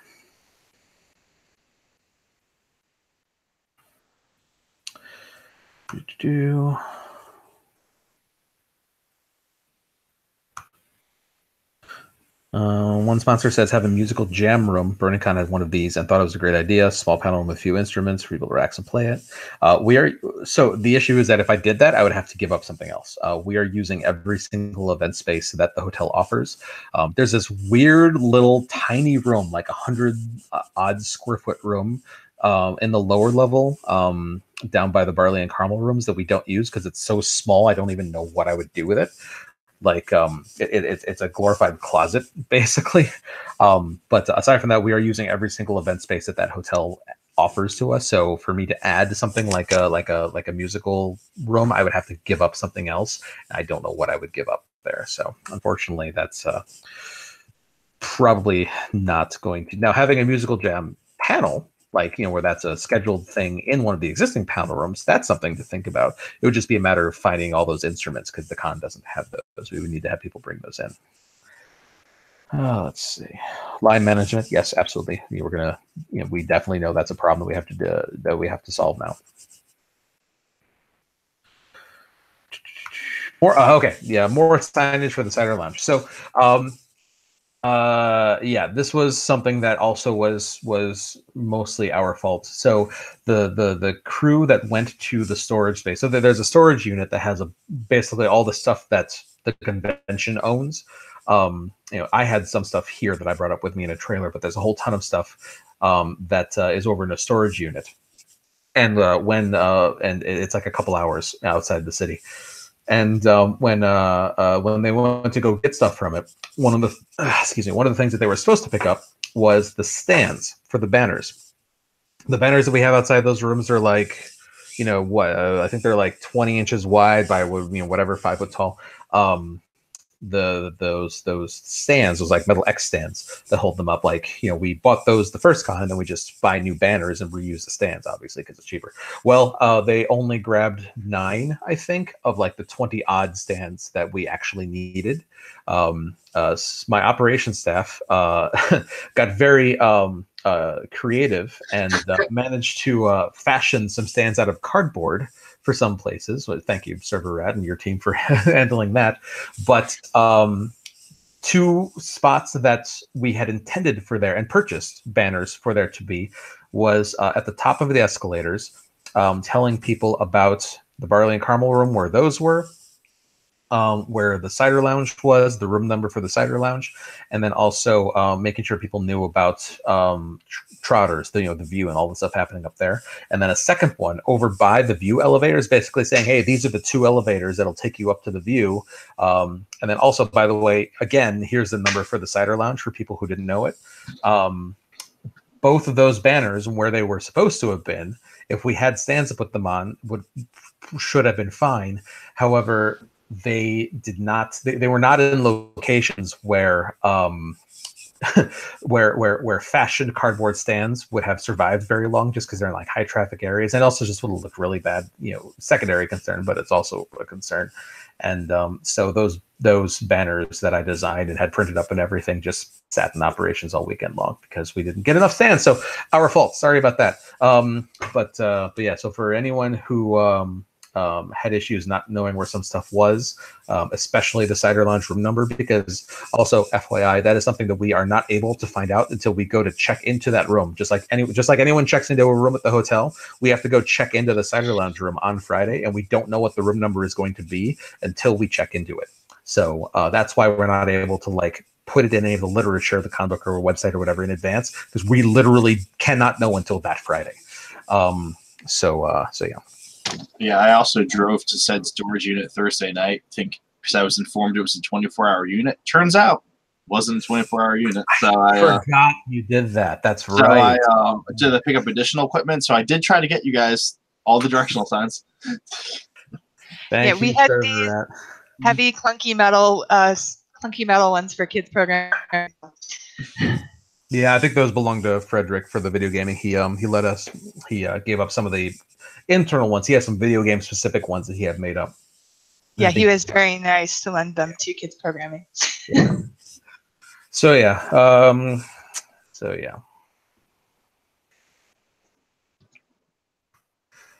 Let's see.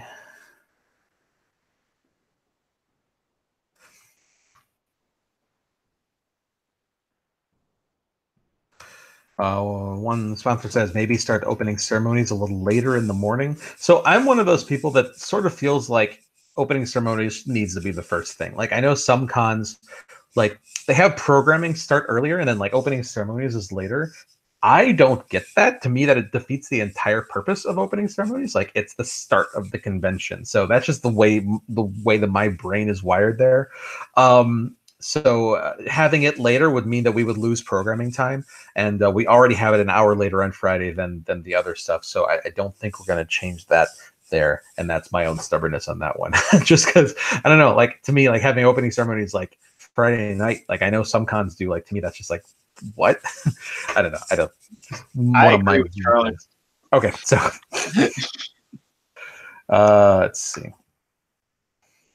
See, now here's a sponsor saying that we should have more panels. When other sponsors say, well, there were so much panels they couldn't choose. Well, little column A, little column B. Let's see. Oh, okay. So yeah, one sponsor says perhaps turn the main hall back to being longer. So yeah, just real quick. Yeah, John Fraser. Yes, some conventions I've seen it. I don't know if it's a common thing, but I absolutely have seen conventions that have opening ceremonies Friday afternoon or Friday night. When stuff has been happening already, for hours. It's a very strange thing to me, but I'm certain I couldn't name any off the top of my head, but I'm certain I have seen it in schedules before. I know it's very strange. Jennifer Limmer says, make sure there is a sponsor registration line. There certainly was supposed to have been. So if that didn't happen, that was the fault of my registration head. Sorry for that. There was a sponsor line, but it was not as clearly marked as it should have been. So that's probably where the confusion came from. It was come to the double doors, and we'll give you your stuff. For the bag, just bag pickup, or for your sponsor, I believe it's for also your sponsor badge as well. If you were a sponsor, you just came over there and then they took care of it. I could also be wrong, so I will find out. Okay. there certainly was supposed to have been, and sponsors speak up on this stuff. Like if one of the perks that you are promised is like sponsor priority at registration lines or whatever, and you're not getting it, you are absolutely within your right to say something. Please, I want you to get what you paid for. So I promise. What's that? Sorry, I said I won't get upset. I promise. Yeah, we won't get you upset for asking what we owe you. Like that's totally fine. So yeah, so if that wasn't clearly marked enough, and if either it didn't happen, or if it did happen, it just wasn't communicated or marked well enough, those things are definitely our fault. Aside from that, though, if you're standing in a line and you're owed, you're and that is the word, you are owed a sponsor priority and registration line. That is one of the perks that you paid for. If you are owed that and you're not getting it, please, I'm asking you, please, to say something so that we can fix that problem for you and for the people after you. Yeah, okay. What else we got here?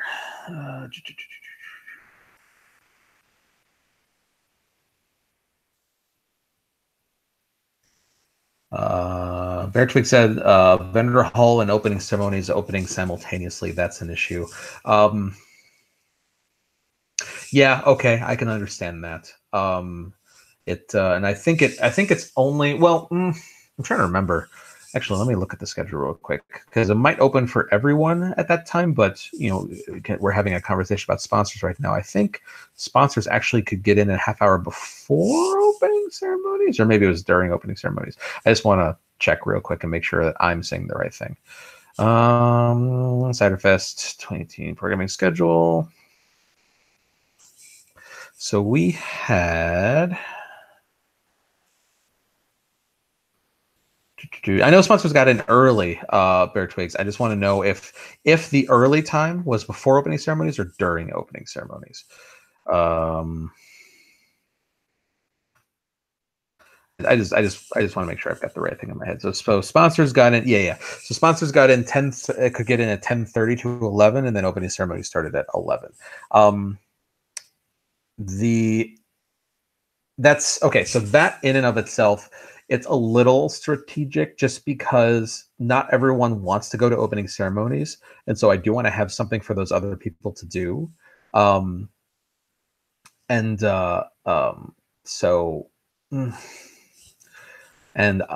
do want to have the sponsor exclusive time be before opening ceremonies, because having it after, now the convention's going and rolling and everything, and it's hard to give you an exclusive time after opening ceremony. So it would definitely have to be before. We'll have to talk about that to see if there's a better way to approach that. But Bear Twigs, you feel awkward asking for sponsor stuff? Don't. Please, you paid for it. It's yours. You deserve it. So please don't feel awkward. Opening ceremony should start at 8 a.m. God, no. What is wrong with you? No. Scootaloo. Absolutely never. Thank you. At the very least, just because we only start setting up main hall, like all the AV gear and sound gear and video gear and all that stuff, we only start setting that stuff up on Thursday. Friday morning is an important time period for us to make sure it's all working properly. Having opening ceremonies be at 8 in the morning, it would mean that we would not have that time. And yeah, so unfortunately, no, I'm sorry.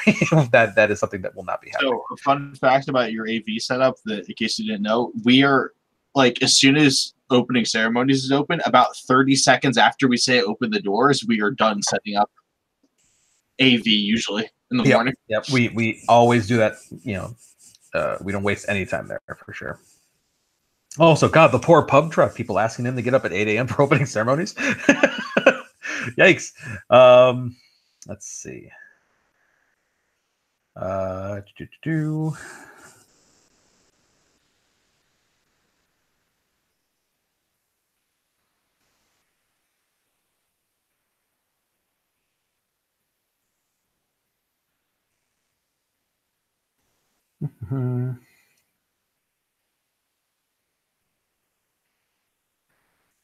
Shadow Streak says sponsor registration and main event hall lines weren't clearly marked. Okay, so yeah, I know the main event hall lines, we need to do better on that. but sponsor registration, yeah. So I apologize on that. We'll definitely address that going forward. Server Rat, you hear that? Lines are bad. Don't do anymore. Yeah, exactly. Okay, cool. Back to the responses. Once again, by all means, how many people are watching this thing anyways? There are 23 of you watching, so hi everybody. Once again, if you have anything that you make, I'm kind of going through just some of the general columns here. Obviously, I can't address every single comment because I know it's a long survey. Thank you very much to those who took the time to fill it out. If there's something that you really want to be addressed, put it in the YouTube chat, by all means.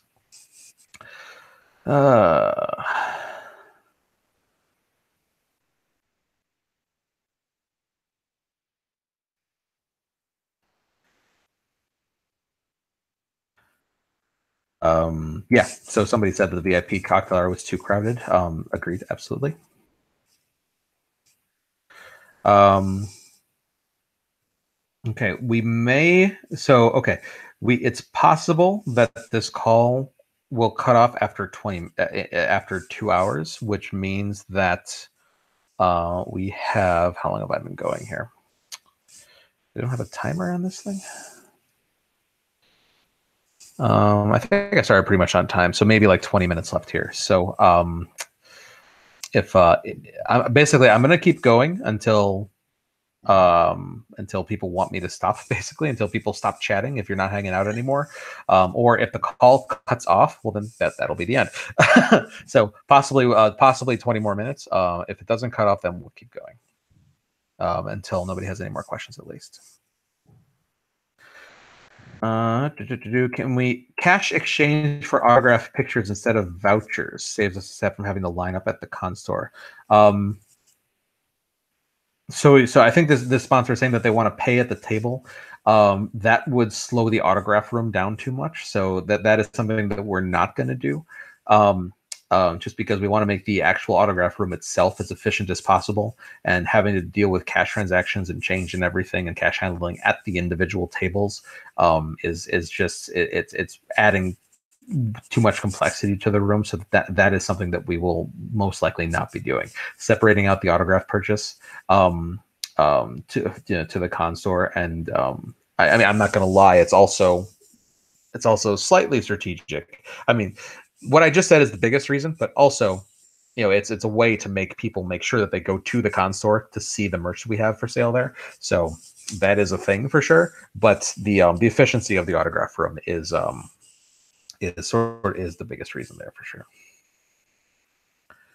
Rocket Prime says, I know I'm probably in the minority, but I would prefer lower badge prices to more guests of honor.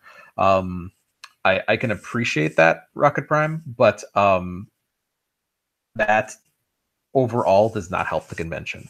I mean, there are certainly, I off the top of my head, I don't know what tier you purchased, so you could always opt for a lower tier, but when we're putting these packages together, like one of the most important numbers when I'm figuring out the number of sponsorships that I sell is critical to the success of the con. But then conversely, the number of sponsorships that I sell tells me how many guests of honor I have to have for that dinner. So I make sure that there's a guest at every table. So saying less guests of honor, every one less guest of honor that I have means 9 less sponsors, because that is giving up a table at the dinner. So it's just to give you a little, understanding as to how the economics of how budgeting for a convention works. Is the first thing I do is figure out how many guests am I going to invite. I come up with that number, and that number tells me how many sponsorships I can sell.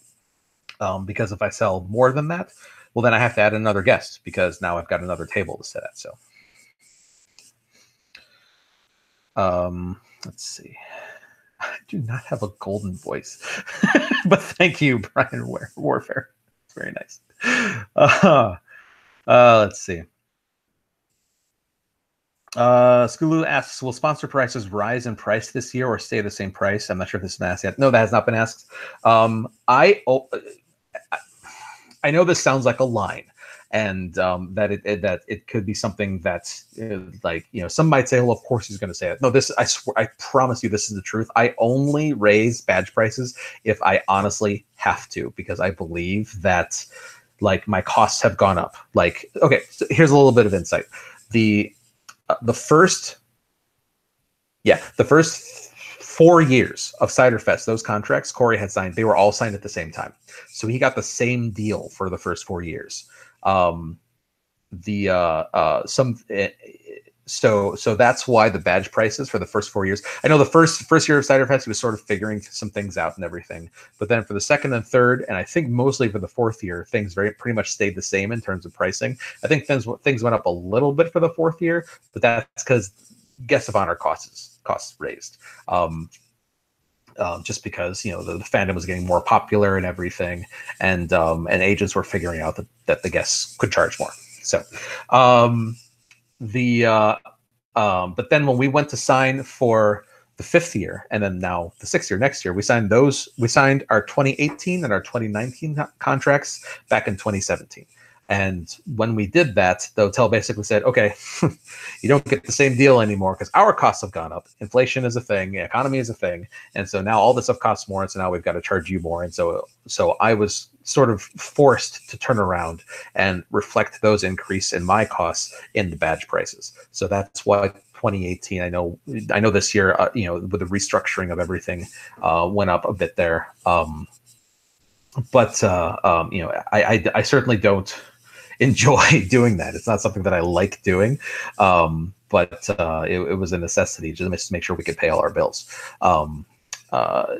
I do not anticipate prices going up for 2019, which is not to say I promise that they won't. I can't make a promise like that until I actually, in 6 months from now, look at how much things I think are going to cost and yada yada.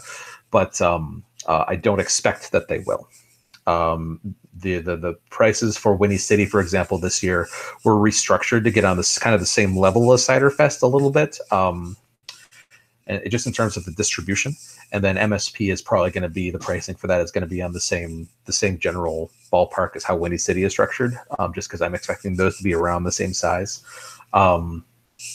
Even though MSP is costing me more, just because, yeah, I understand. To be perfectly honest, I know this is not Cider Fest related, but to be perfectly honest, I now understand why that convention had some of the budgeting issues that they had in the past. Because, dear God, Minneapolis in the summer is expensive, apparently. We got the best deal that we could with that hotel. It was not the deal that I wanted, but I mean, we're gonna be fine. Don't get me wrong. We're just gonna have to do some tricks to be able to make ends meet. I'm not looking to make money off that kind of, basically just looking to break even. So, but anyways, yeah, I got off on a tangent there. I forget where I was going, but oh yeah, as far as whether or not pricing is going to go up, I do not expect it to, which is not to say I promise that it won't. Just to be clear on that, but I do not expect it to.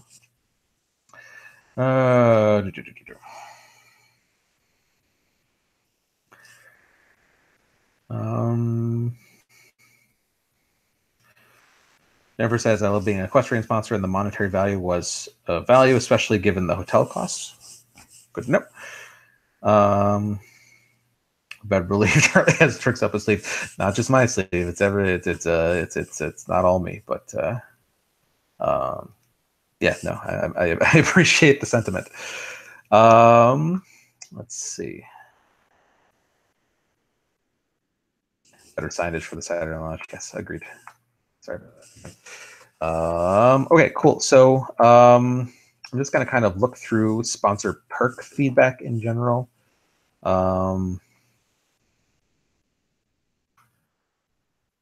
So let's see, general just comments on the perks. I just want to see if there's anything there. Somebody liked the silk screening on the hoodie. I agree. Me too. One of my favorite. I'm not joking. I have literally worn, I think, this stupid hoodie. I believe that I have worn it 6 out of 7 days every single week since that convention. I love this stupid hoodie so much. I'm literally going to wear it until it falls apart. So it's just like the softest thing I've ever put on me. I love it so much. Let's see.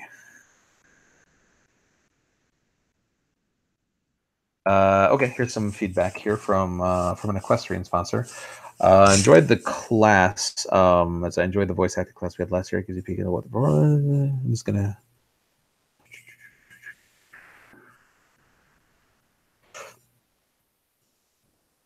Okay.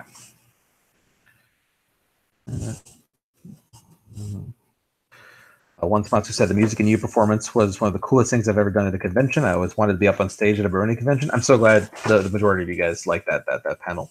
That was and the Creevers were critical, like essential to making that into pulling it off. It was basically a panel that essentially they'd done before as just a generic thing, like come and learn how to sing something a cappella, and we turned it into a sponsor event, and then it was my idea to make it the performance and the closing ceremonies and everything. So yeah, the way that worked out, it seemed like that was. I'm glad you guys like that so much. Let's see. Okay, cool. Let me just check the chat real quick here.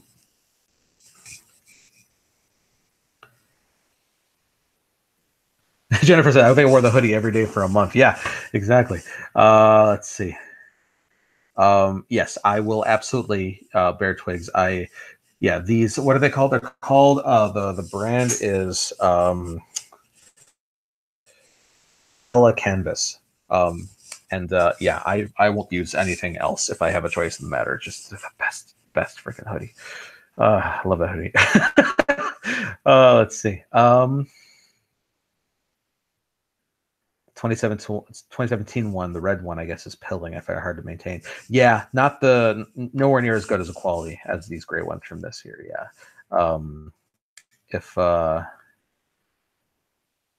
My 2018 one is pilling a bit too, but that's just, I'm not surprised because I wear it literally every damn day. But if you guys haven't looked at those like fabric shavers, like they can help with that. Okay, possibly 10 minutes left. I'm not, Nolan, I'm not entirely convinced that the call dropped because it was 2 hours. It also because I got booted off the call and then I rejoined. I may not have joined as the moderator, so it may have just ended because it didn't think there was a moderator on anymore. So again, maybe 10 minutes left, maybe not sure. So, but we'll go ahead and we'll say last call. If there's something that you really want to know about or suggest or ask that has not been addressed in this call, we'll take this now as the last call potentially for questions. And 2 hours is probably the limit of this thing, as long as this should be anyways. So I'm going to finish this beer. I'm going to open up another one. Serverat and Laura, if there's anything that you guys want to say real quick to the sponsors, this is a good time to do that. Thank you for being a sponsor. I really appreciate it, especially we really do appreciate it. Just so you know. Yeah, thank you. And anything, big question, suggestions for kids programming, love to hear it. And if actually, just because Laura's here, I'm going to jump over and let's specifically look to see if any sponsors brought kids, if they had any feedback there. But while Charlie's doing that, I also want to bring up that if you do have problems with your sponsor perks icon, please do not hesitate to talk to someone. You can go talk to me, talk to Charlie, talk to one of our staff under us. They will tell us, and we will resolve your issues. Yeah. Because stopping kids programming. We all have radios. We can find out. We can help you. We're here to solve your problems. If you have any, hopefully you don't. Indeed. Okay, so Laura, I did not have any sponsors with kids fill out the survey. Everyone said that they did not have any kids 12 or younger, and so I didn't get any feedback on any of the kids events. So nonetheless, thank you very much. And I'm just gonna pour my second beer of the night. What are you guys doing after this? I have to finish wrapping presents. Getting things ready for cooking in the next few days. Of course you're baking. Why does that not surprise me? God, you're such a pinkie pie. I'm going to bed because I have to go into work and fluff that lovely Christmas tree again because it was windy today. You're a fluffer. Okay, got it. Totally. Yeah. You know how you fill out a job application for one thing, but then your job has a bunch of other things in it? I very much know that, yes. Ultrafox says, HRPC and P and Ponyville Cider Fest have done the best job of treating me out of all PonyCons, to be honest. I really appreciate what you guys do for us. You are welcome. Thank you very much for the comment. Blue Lantern Squall says, didn't have kids there this year, but we'll have my wife and baby next year. Yay, awesome. And still sponsoring. Yay, even better. Let's see. Pinky Mouse says, staff is all awesome. I will tell every staffer I see next PonyCon how great of a job they're doing. Yes, please, please, please, please do that. I try and say this as many times as I can without being a broken record. But I'm happy to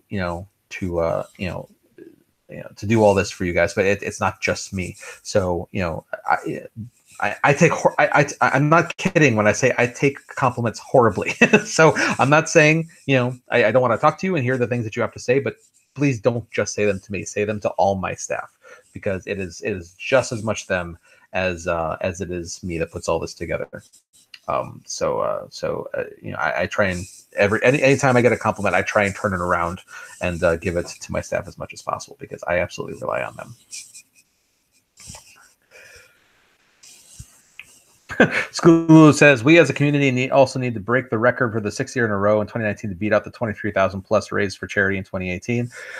I would love to do that. I have pie in the sky aspirations that that Ciderfest 19 is going to be bigger than 18. Whether or not I think that's possible, I don't know. I certainly hope. I'm sure it's not going to try though. I'm not gonna lie, I'm a little nervous just because, like, yes, some people were not into the music theme, but so many people were. I mean, I suppose it'll remain to be seen how many people, like, if like whatever Ciderfest theme is next year, it's not going to be music focused. It's not going to be anything anywhere near that one thing centric. I have some ideas, but it's not going to be along. It's most likely not going to be anywhere near along the same lines.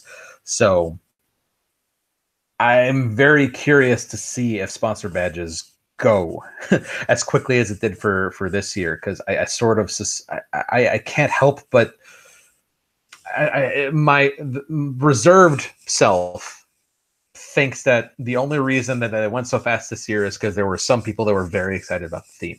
And I have to sort of, like, the safer prediction for me to make is that that's not going to happen again next year, because it won't be as whatever focused. But if it does, and if our numbers do look like that it's going to be bigger next year, when, like, so much of the rest of the convention is of the fandom, the conventions in the fandom are either being steady or going down in attendance. The fact that Winnie City and Ciderfest are both up this year, it excites me, but it also scares me, because it's like I'm getting so excited, I'm getting so happy about it, but at the same time, it's just like, oh, what if this was it? What if this was the peak, and now next year it goes down, and then, like, oh, I don't know. It's interesting in my head, I guess, is the best thing that I can say about it. But Ed, sorry, another tangent. Let's see, what else do I have here?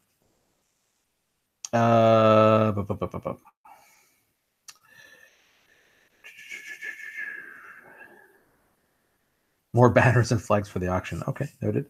Pinky Mouse.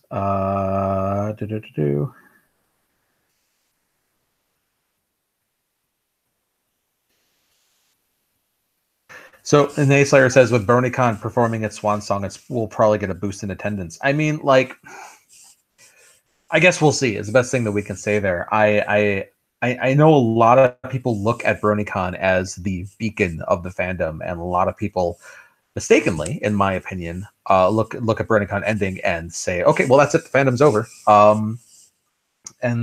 So it'll remain to be seen whether or not people say. What I hope is that people say, well, now that BronyCon's over, I guess I have to look for somewhere else to go. And then I hope, obviously, selfishly, that people say, like, well, Ciderfest has a great reputation, or Winnie City, I hear great things about Winnie City. Let's go to those. I hope that ends up being the case. But we'll have to see. I know a lot of people go there because it's their East Coast and it's on the East Coast, and a lot of them say, like, oh, traveling this far is difficult, and so we'll have to see, I guess. whatever happens there. Bear Twig says, guess my question got glossed over. No big deal. What happened to sponsorship embroidery for the 2018? Oh, yeah. Thank you. We, as far as the embroidery on the hoodies, it's something that I wanted to do, but it's just we just ran out of time, honestly, is what it came down to. As far as me getting the design together and getting it over to Screwloose that does the embroidering and everything, I did not. This con was so crazy and chaotic. I just ran out of time, and I was not able to get him a design to put on the hoodies, and then also do the whole, get the vouchers printed up so that people could redeem them for the embroidery and everything. So I apologize. That's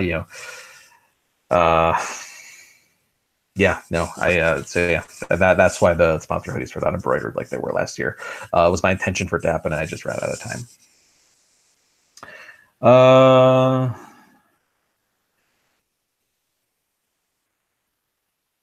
So yeah, okay. I'm just gonna look for. Once again, call may or may not end in a couple minutes here. So last call. If it ends, you know what? I because there's no more questions coming in, I will take that as a signal that I've addressed everything really wants to talk about. So I'll just go ahead and wrap up because it's been 2 hours anyway. So thanks very much. Obviously, thank you for being sponsors in the first place. I'll throw together, if after I'm done thanking, if the call's still going, I'll pull up some quick statistics just to let you guys know how much of an impact you make. Otherwise, I'll post them separately. But just real quick, as I may have a minute left here, thank you very much for everyone for being a sponsor. I cannot express how much you mean to us and how important you are to us. Please, please continue to be a sponsor because we rely on you. Yeah, and thanks very much for your doing the feedback and responding to us, and for hanging out here in the chat and asking all these questions, and just for being awesome. So thank you very much. Greatly appreciate it. So that'll be the soft ending of the meeting, and if it keeps on going here, I'm just going to look up some quick statistics because I really would like you guys to know how much of a contributor you guys are. Let's see here. If anyone wants to check out, by all means, but I'm just going to pull up some numbers real quick. It says we're still live, so that's good. You're welcome, everybody. You're welcome. Pinky Mouse, the other two managers are on the call are Serverette and Laura, or you can just call her Pinkie Pie. She's basically, I am here. Yeah, she's basically just Pinkie Pie. Yes. When I'm around the con, I dress up as Pinkie Pie. I bounce around like Pinkie Pie, and I play with the kids like Pinkie Pie. So. It's probably. It's the truth. And just so the sponsors know, when I do run the kids room, the adults are free and the older kids are free to come and participate, but it's the younger kids that get the top priority. So the kids room is for kids of all ages. So. Yeah, the official rule with our kids room is basically age is not so important as if you are there with a parent or a guardian, someone there to look after you. So if anyone is wanting to participate in kids' activities, but they're a kid at heart, maybe not in age, that's still okay. But even beyond that, as long as there's room and other people want to come in, then it's totally fine too. Absolutely. So let me just says we're still live. So yeah, that's good.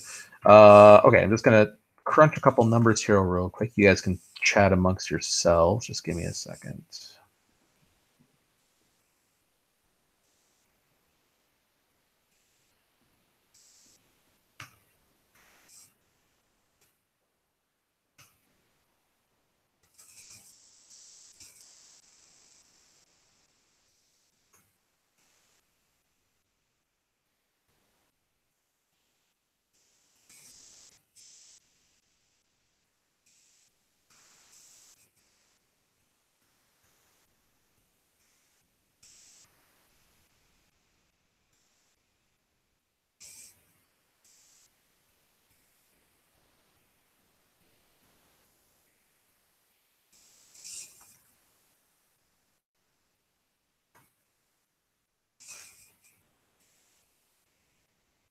the chat's bringing up that in the con book it said kids only for the kids room. It says that just to make sure that. I mean, yeah, I know it says that just to discourage like people from just like abusing it, I guess you could say. But yes, maybe we'll have to reword that a little bit better. I thought it actually said that that you're allowed in if you have a parent or guardian, because that is the official rule. But if there's room, it's and as long as you're hanging out in the back or whatever, like it's like for like the guest of honor stuff, I guess is what I mean by that. But yeah. And I've never had an issue with anybody. If there have been some older kids with the guest of honor, I've always said, and some younger kids come in, all I've had to do is say, "Can you move and let the littler kids move?" And it's never ever been an issue. Cool. Okay, so this is the best way that I can think of to really put to highlight just how important sponsors are to the convention. So in terms of the number of attendees, so there are this year 195 sponsors, patrons, and spirit badge purchasers, which is 14% of attendees, 195 out of the 1,399 attendees. So 14% of bodies there were patrons, sponsors, or spirit badge purchasers. However, in terms of income, in terms of money to support the convention, now this, okay, I should clarify, this number is a little bit fuzzy because obviously there are more costs that have to go. A lot of the money with sponsor badges goes to pay for sponsor badge stuff, especially on the Equestria badge. Like the room is, we get a break on some of them, but it's not, a ton. Like it's still, we're still paying quite a bit for the rooms. But putting that aside, so 14% of bodies there. However, sponsors, patrons, and then spirit badge purchasers make up 64% of badge income. So hopefully that is a good way of summarizing, really honestly, just how important everyone is that's watching this, sponsors, and then also additionally patrons and spirit badge purchasers into making into making us feel confident in paying our bills. Because like one thing, got some wood to knock on that. That's wood. One thing I have yet to have to worry about is I've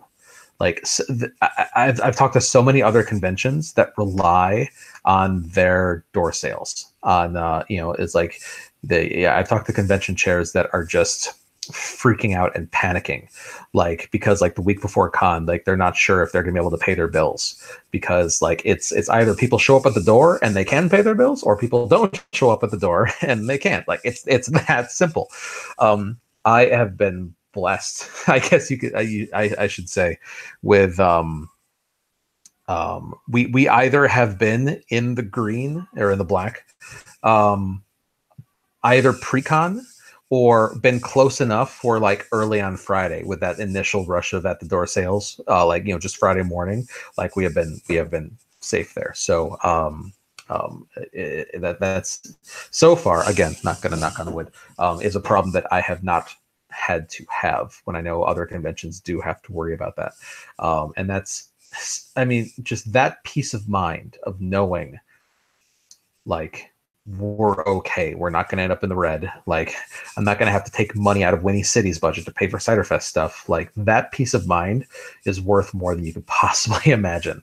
And sponsors are by far the biggest contributor towards that peace of mind and towards the success of the convention. So again, I could say thank you 100 times and it will not express how much it means to all of us on staff. Me especially, because I'm running the stupid thing and I'm worried about making sure all the bills are paid and everything, but of course everyone else, and also to the other sponsors, you guys are investing in the convention basically. And so for you also to be able to know that the convention is stable and safe and everything, so you're probably thanking each other at the same time as I'm thanking you. So yeah, great, thanks. It's great. But yeah, so yeah. Anyway, so yeah, I just kind of wanted to highlight that just to really emphasize how important you all are. So thank you. I'll do one more pass here for anything that I may have missed. Really final last chance to put anything in the chat that hasn't been brought up. I'm to a couple people. I'm happy to do this for you. It's enough sponsors indicated that they had some things that they wanted to talk about, and so it's very minimal effort on my end to be able to include the sponsors and make sure that you're involved and everything and informed and all this stuff. So you are welcome by all means for doing this stream. It's no problem at all.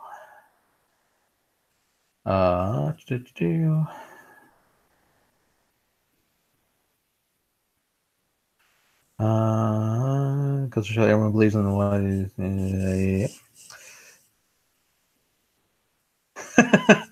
Pinky Mouse says, singing 99 bottles of Berlin Wall says if one of them falls, I cry. Well, they're all empty, just to be clear. But yeah, I would not be happy. Cool. So just a lot of you guys are saying some really nice things. Thank you so much.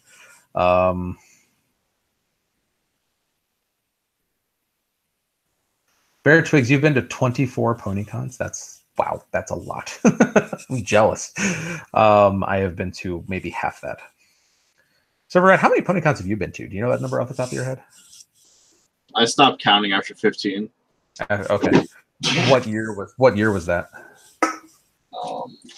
I don't even remember, to be perfectly honest. I was actually, as soon as you said that, I started looking at my pile of badges, and I was just like, huh, how many cons have I been to? Nice. Yeah, let's see. Now I'm gonna have to think about it. I did let's see, so the 5 Cider Fests, 3 Winnie Cities, 2 MSPs. That's 10. High Roller, Everfree, BronyCon,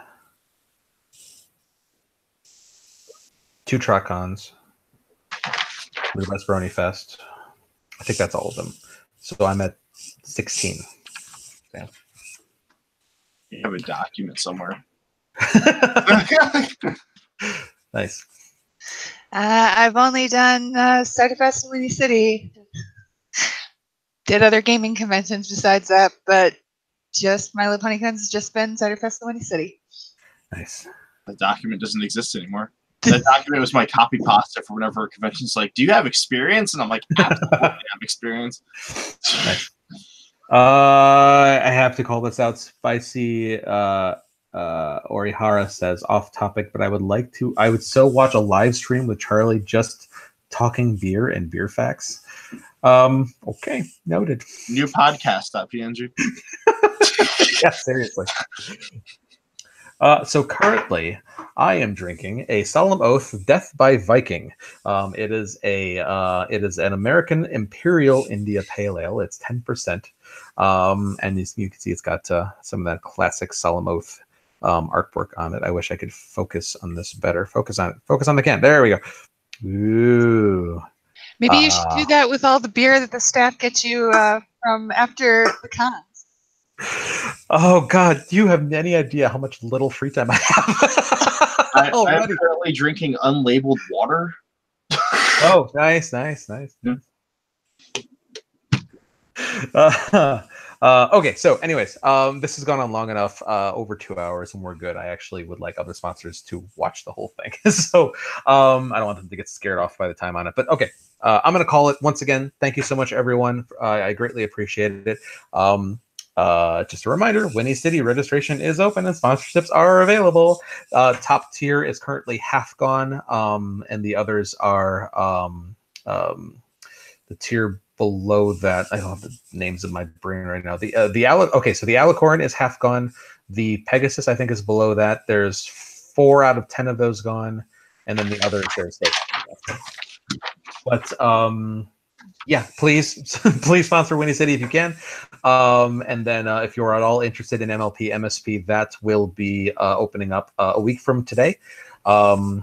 Next Saturday, depending on what time zone you're in, I suppose. But yes, next Saturday, I forget the exact time. pardon. But yes, registration and all the applications and things like that will be opening next Saturday, a week from the Saturday after Christmas. So yes, yeah, parsing the chat one more time for anything unaddressed. You're welcome, everyone. I'm very, very happy to do this for you all. Scooter says, have you ever thought of advertising Ciderfest via Get Out guides in Milwaukee, Kenosha, etc.? Kenosha is like Happenings Magazine. No, I'm not even sure what that is, so I will try and look into that. Yeah, okay. Anyways, thanks again, everyone. Appreciate it. If you ever have any questions, if you're watching this and you weren't part of the stream and you want to know something, I'm very easy to get a hold of. You can either message the cons. I see all that. So like on Twitter or Facebook, if you DM or message the cons on those, that comes to me. Especially if you identify yourself as a sponsor, I'll be happy to respond and give you the same kind of access and information that I've given here. But even aside from that, if you are not a sponsor at a future con and if you ever have any questions, I'll be happy to answer anything to the best of my ability. But yeah, so with that, I'm going to call it. Thank you, Serverette and Laura, for hanging out with us. Thanks to all the sponsors for watching and chatting and all that fun stuff. Yeah, so 18 of you stuck it out for this long. That's awesome. Thank you so much. And with that, you'll have an excellent night. Have a wonderful Christmas if you celebrate it, or a Festivus if you don't. Or just have a fantastic Tuesday if you don't celebrate anything. I don't care. Just have a great week. Good night, everybody.